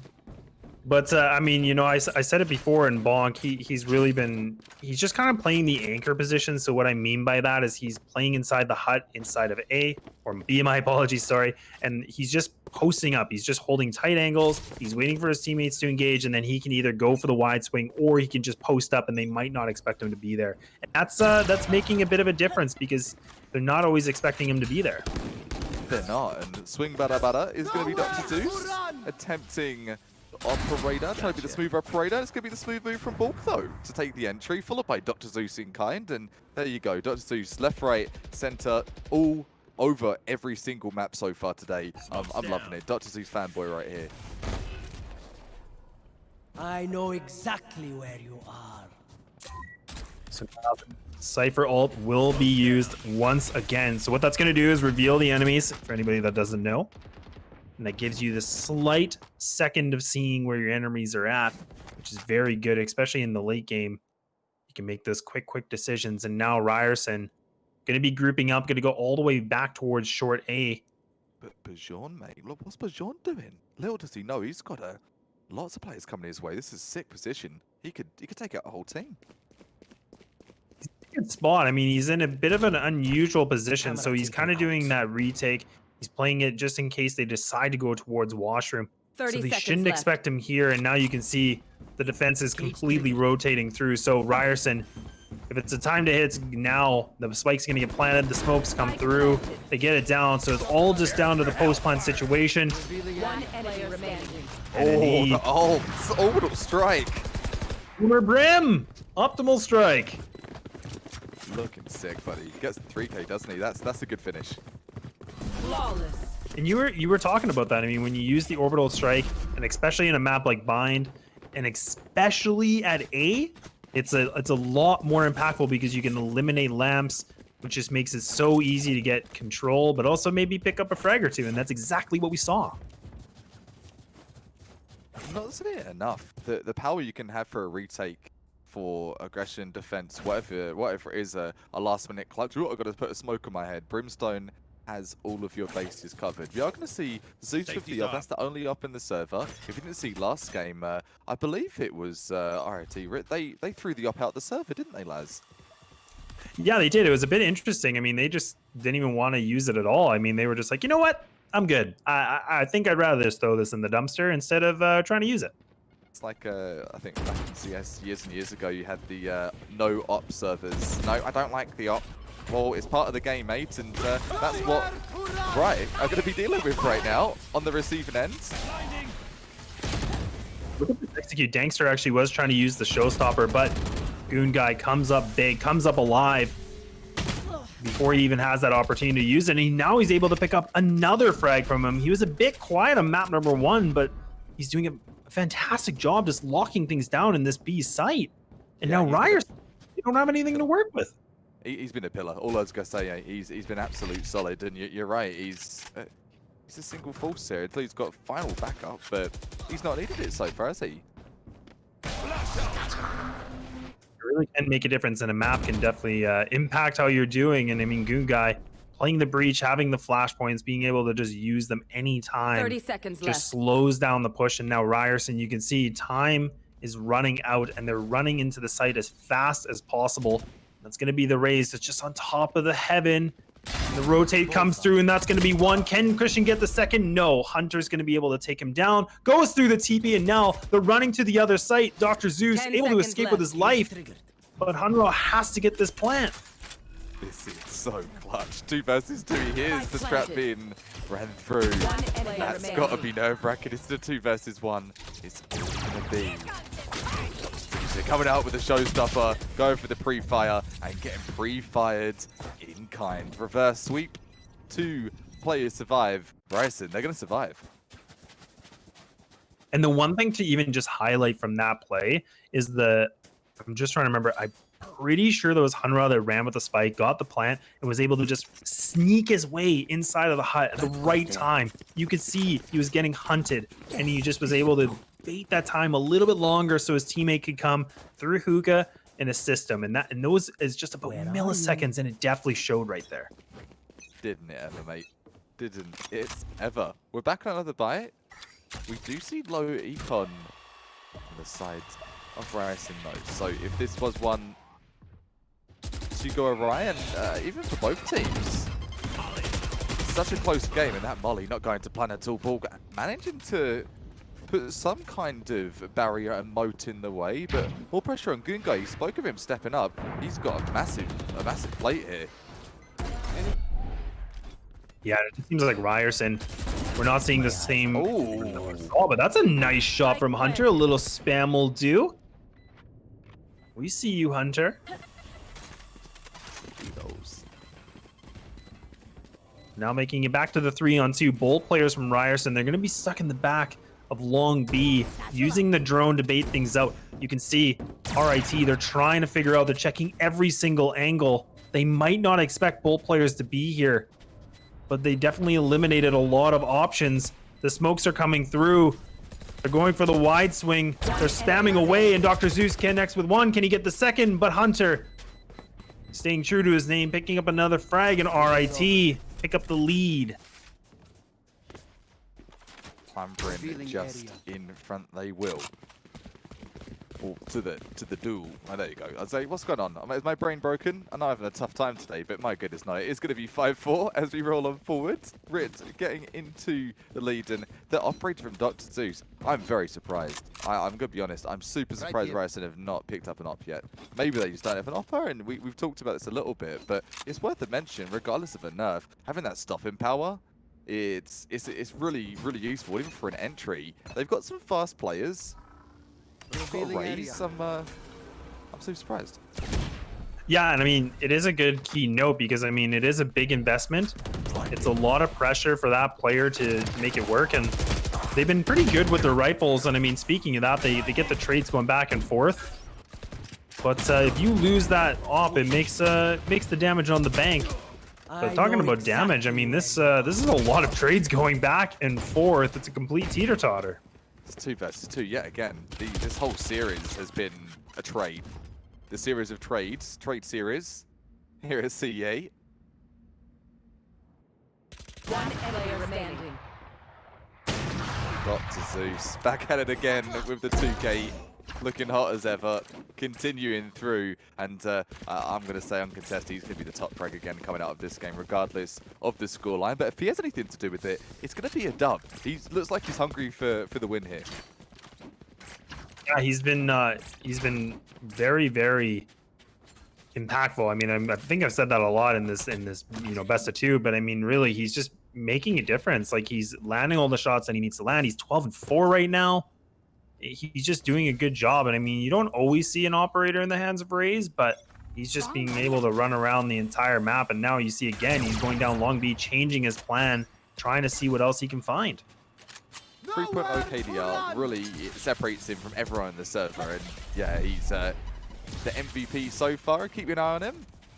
See what he's got up his sleeve, and he's got operator shots up his sleeve. Laser pew, right over to Gardens. Weed killer, removing a weed. Christian is going to double up and taking 2 into sight. This is making it ever so competitive. They've got the 4 versus 3. Yeah, that's a big shambles. I mean, the fact that you lost your players just like that, I mean, that was a big double kill from Christian. Spike going to be planted again, and back to the 3-on-4 situation. Slight favor for Ryerson. That's going to be the rolling thunder that's going to connect. So Nate gets hit with it. They're able to get the easy frag. Gugai looking for one, gets the second. He's looking for the third, but Hunra annihilates him. Bjornoid comes for the flank. He's trying to see what he can do. He's in the B halls. He might be able to find the back of the Cypher. He finds it, but now he's going to have to find one more. Christian, he just needs to bait the time a little bit more. But the spike, it's not in a good spot. This is not the position you want to be in. Oh, he might be able to sneak the defuse. Oh my goodness. Oh, that's got to feel bad, man. The Sova versus Sova does finish up with a 3K Christian, but you look at your gun and you look at your skin, you're like, oh no, what happened? It wasn't planted for. A bit of miscommunication there. It's going to cost them. It's going to cost them. So 7-4 is the score. Easily could have been a 7-5 and a chance for Ryerson to get themselves back in it, but they took the first map, and for this one, let bygones be bygones. The mistake was made. They're going to move forward from that. Still doable, still recoverable. I always get a little nervous when like the same agents are playing against each other. I know once I've seen two Cyphers fight each other and they were just throwing cameras and doing all the abilities that they could do. And I always get nervous with like Sovas too. Like, hey, let's have a drone battle. Let's see who's going to win the chicken battle. My dad's stronger than your dad. It gets that level, doesn't it? I'm a better Sova than you are. I'm a better raised. My showstopper stops more shows. However you want to put it. It's all going to be on Hunted Hunter though. He's had some great aim so far. Aim is the name of the game. Double headshot. Go for the triple. He's going to be stolen by Zeus there though. But Zeus, he's there, back at it. More frags. More. Okay. 7-4, last round of the first half.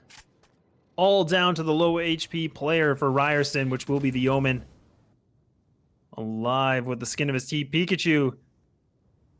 He's a big player in this squad, but surely he can't pull this off, coach.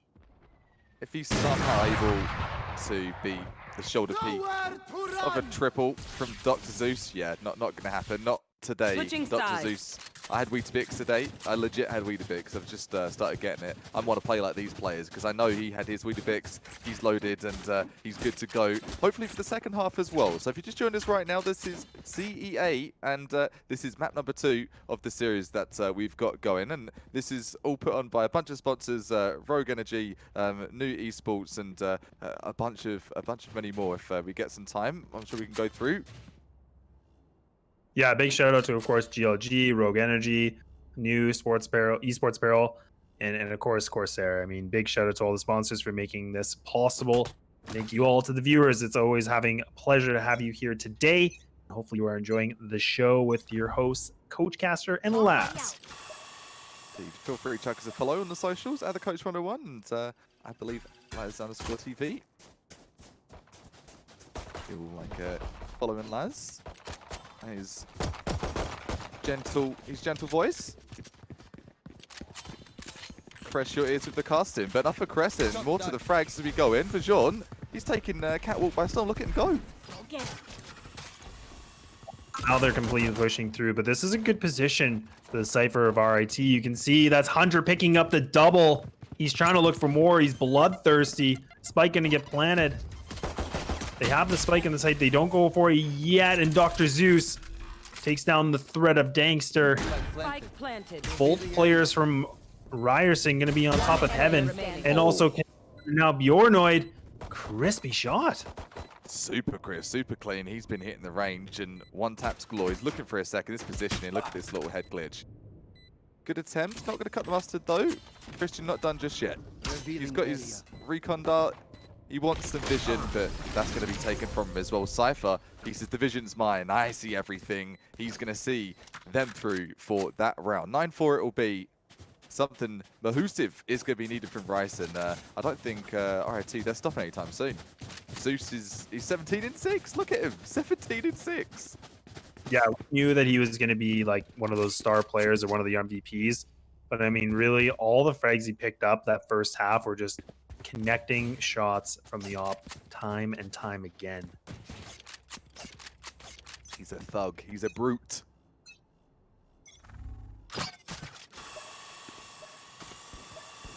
Hooligan, whatever term you want to use.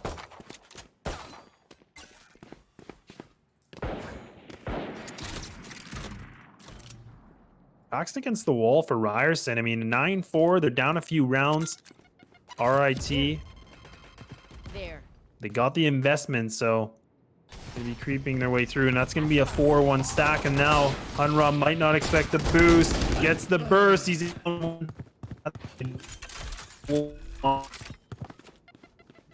Spike planted. on Flight.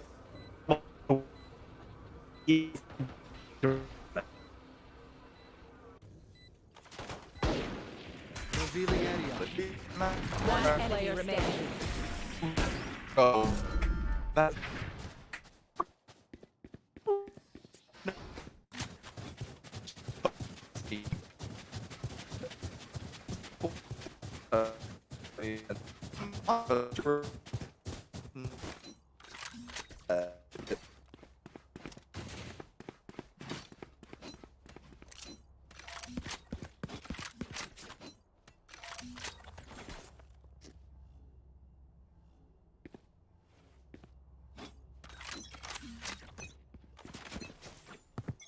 Shock dart.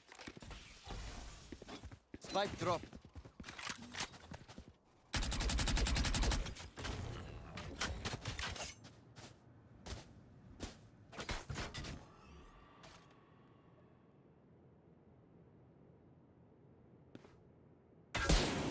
Satchel out.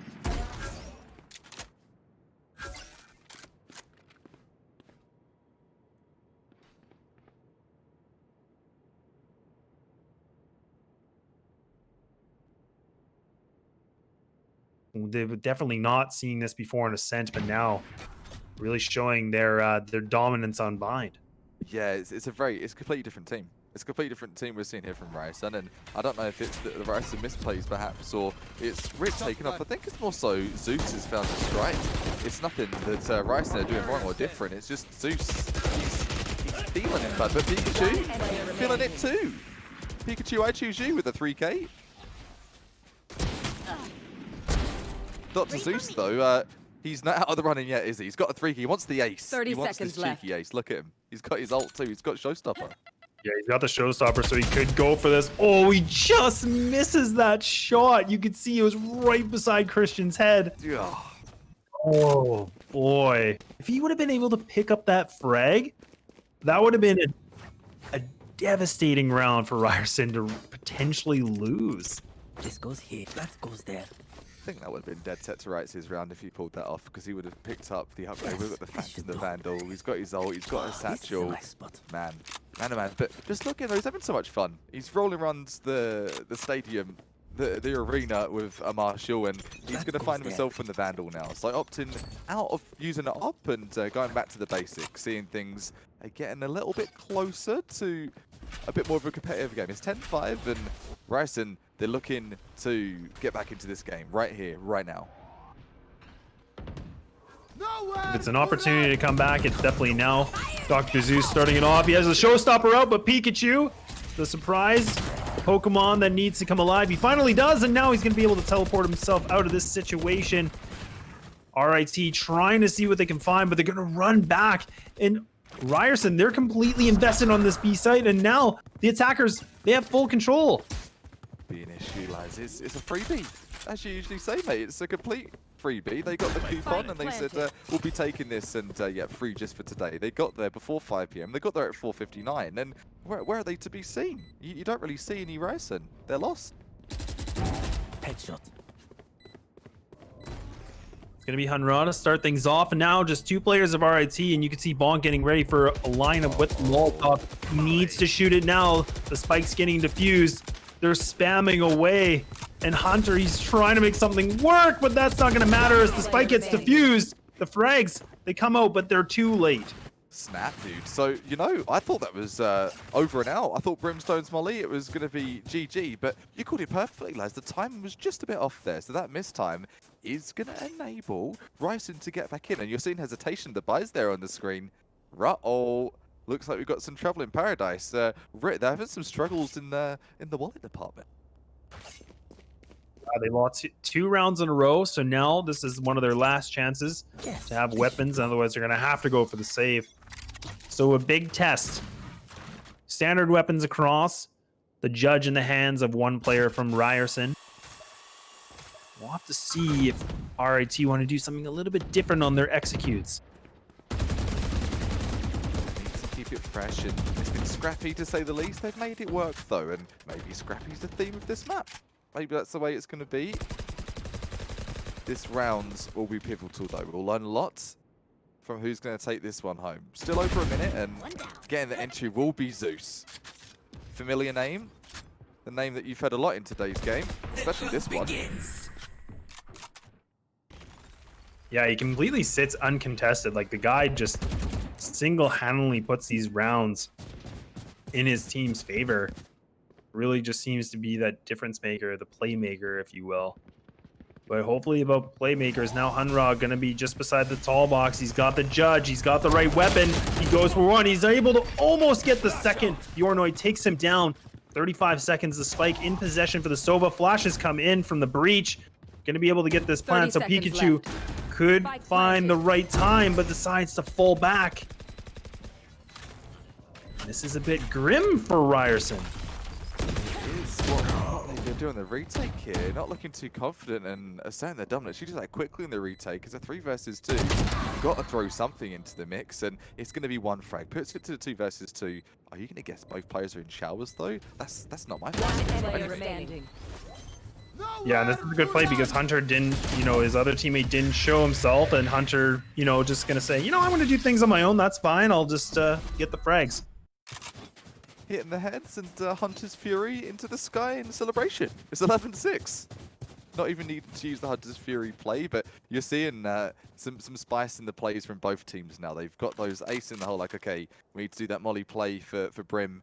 Didn't work out last round. All right, we've got some other defaults, and that looks like the other default they've got for Sova's ability. So if you haven't seen that too much in Valorant, maybe just a casual player, to give you that insight, yeah, you're going to see certain plays where, okay, this is set up for Sova's ult, this is set up for Raze's ult, and so on and so forth. So do pay attention. Take some notes, and maybe you'll get a take home for a cool play you can put into your game.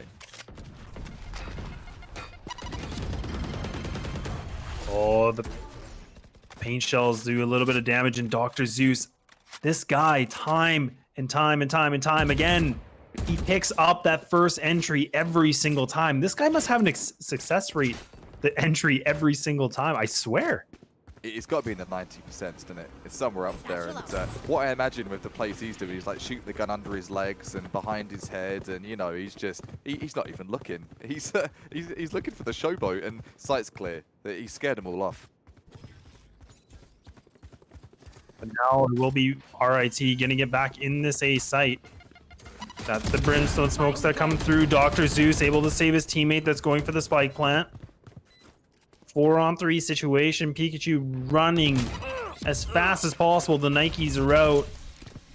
I mean, they don't have the strongest utility and the strongest weapons to use. And you can see Christian's fully blind, and this is going to be RITs putting themselves on the match point.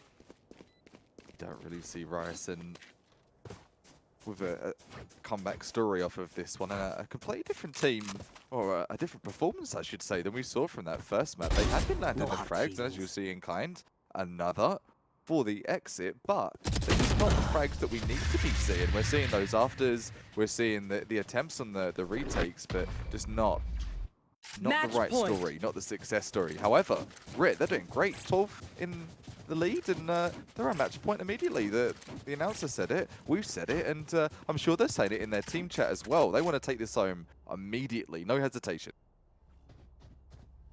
Really big change of pace. I mean, we saw Ryerson, they had the start of the game where they were just pulling rounds left, right, and center. And now RIT, they're kind of taking the different pace. I mean, it's been very smooth sailing for them. Not much bumpy rides for this sailboat. And Dr. Zeus seeing if he can cook more with gases. He's trying to find another. We're using the boom bot to get a lot of control. And that's actually Nate that completely fell back. He didn't even try to contest. They have a feeling, they know it's Razor. It's the carry. Dr. Zeus still 20 on frags. He's got the entry yet again. He's a statistical anomaly. How many bloody entry frags he's got? This is killer. He's really, this guy just makes connections every time. he's got to have almost 100% success rate. I think he's honestly picked up every single entry. And his headshot rate as well. It's got to be not as high as the entry rate, but still through the roof. And he's one frag away from a 30 bomb. So, sure, if he yelling at his teammates, let me get the 30, let me get the 30, please. Spike planted. Miraculous would be definitely one word I would use for how well he's performed. But now, speaking of performing well, Ryerson, they need to get this retake. It hasn't been good for them yet. I know exactly. But we'll have to see what else they can pull through. And Dr. Zeus stuck inside of short cubby. Pikachu finding the connection of Hunter. Dankster saves his life, his teammate's life. And now the Brimstone ult that's going to be the orbital strike going to be making it through. But it's just down to him. And Ryerson survive another round. That was a good retake. You've got to give him that. Really well done. They hunted out the frags. They isolated the players necessary. And they're going to keep this game going. It's 12-7. Jump from the TP. Celebrating their victory just for a little bit before they're back in for another round, taking some punches. Do you think it's going to go to OT? Or what's it going to be, lads? What's your call? Well, I mean, at this point, RIT, they have to save so that, you know, we'll just say probability that Ryerson can, you know, get the W this round. It gets them a few more behind, but really, it's still too early to tell. If we get in that double digits, then that's going to be a bit more scary for RIT. It will be, and that's, I think, denial territory. If you're on this RIT, you're like, okay, we've got to do a little bit of economy damage. And Dr. Zeus, if you're a little flashback to map number 1 from Ascent, he got a 3k with the Sheriff absolutely out of nowhere. Nate on his ult as the Reina, and I think he might be doing something again here. What's he got up his sleeve? And the thing that we're noticing from RIT is they get so much real estate. They get up hookah right away. They get close to the site. They're already in B site. I mean, the spike's not there, but look at how much possession they have. And now Ryerson, they're pushed back. Backs are against the wall. And they're relying on another retake situation. Against Sheriffs, you can't let that happen. You can't let a Sheriff dominate the map. You really can't at all. And at this moment, it seems to be the calculated play. It is 4 versus 3. They know they've got the man advantage, but not sure if this is going to be the play of the day. 40 seconds, though. Oh, this is going to be big Dankster. He has to come big with that Sheriff. The Shiko, it pans out well so far. They're going to be able to get in this site. The rotate's coming through. Ryerson, pedal to the metal, running through the defender spawn. Not a lot of weapons from RIT, but they got the spike down. They have some positioning. There's no ults for Ryerson.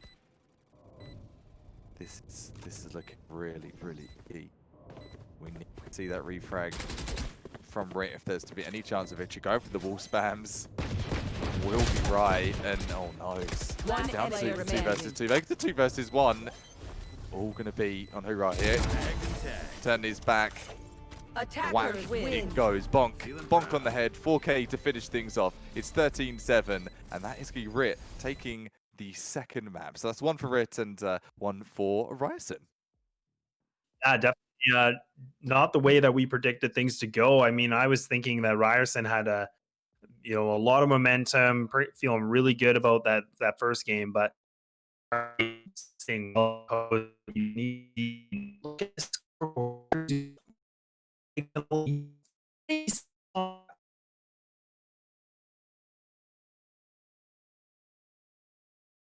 me up, dude. I need the frags that he's getting. Every time we've seen him play in those 2 games, 2 for 2 MVP, man. Clearly the MVP, regardless of the scoreline of the first map. I think he had like 24 frags, 24 and 29. Either way, it was in the 20s. Astonishing. Really, really a great performance. Yeah, I think Dr. Zeus has just been having some rogue energy or something, because this guy off and off, left, right, and center. I mean, with that kind of a scoreline, that's just, yeah, I mean, you don't talk about individual play, but he definitely was making those big plays and getting a lot of control for his team. So hats off to Dr. Zeus. I think it's something that casters are roasted on the most. It's like, oh, you're like just kissing that player's butt, or you just all you talk about is the good play. But really, that was a showstopper, all puns intended, with the raised plays that we're seeing come out of Dr. Zeus all game long for both of the games. So all players, though, really big GG. great performance. The first map percent, both were pretty neck and neck. Even the second one, a little bit of a comeback attempted by Rit there. Good effort, and I'm really fortunate and really appreciate the games that I got to cast today. Yeah, definitely had a pleasure, and what an amazing stream that we had here today. Thank you so much for everybody tuning in. I hope you guys enjoyed both Coach Castor and myself. This is our first time here, so we're really happy that we had an opportunity to be here. So thank you to CEA and all the support, of course, with GLG, Corsair, Rogue Energy. It definitely goes a long way, and we're really hoping to be here again in the future. But if you're looking for more, make sure to tune in. And of course, on the Rainy Night Arenas, I can't even say it anymore. Make sure to tune as well on the GLG Twitch channel also. Yes, talking of GLG, just to give another bulletin to this, it's sorry to bang on about this, guys, but not sorry, because it's for charity. It's not even for anyone's pocket, and you're going to benefit from this one as well. So not this Sunday, but the next Sunday, GLG $500 tournament for Valorant. So step right up. Got a couple of teams signed up. We're looking for more those. So all proceeds do go to charity. But there is a money to win for you. So if you fancy yourself some Valorant, October 25th, you're like, I'm free, I've got nothing going on, that could be your opportunity to step into Radiant Arena and step right up, roll up, read all about it. You could be the next winner to walk out with all of the moolah. So yeah, Rogue Energy, new esports, Corsair, thank you so much for putting us up for this cast here. It's been a pleasure, GLG and CEA. Yeah, we'll be closing things off, but thanks again. Make sure to tune in again soon. And our social media, of course, we'll be spamming it in the chat. But have a great night, everyone, and we'll hope to see you soon.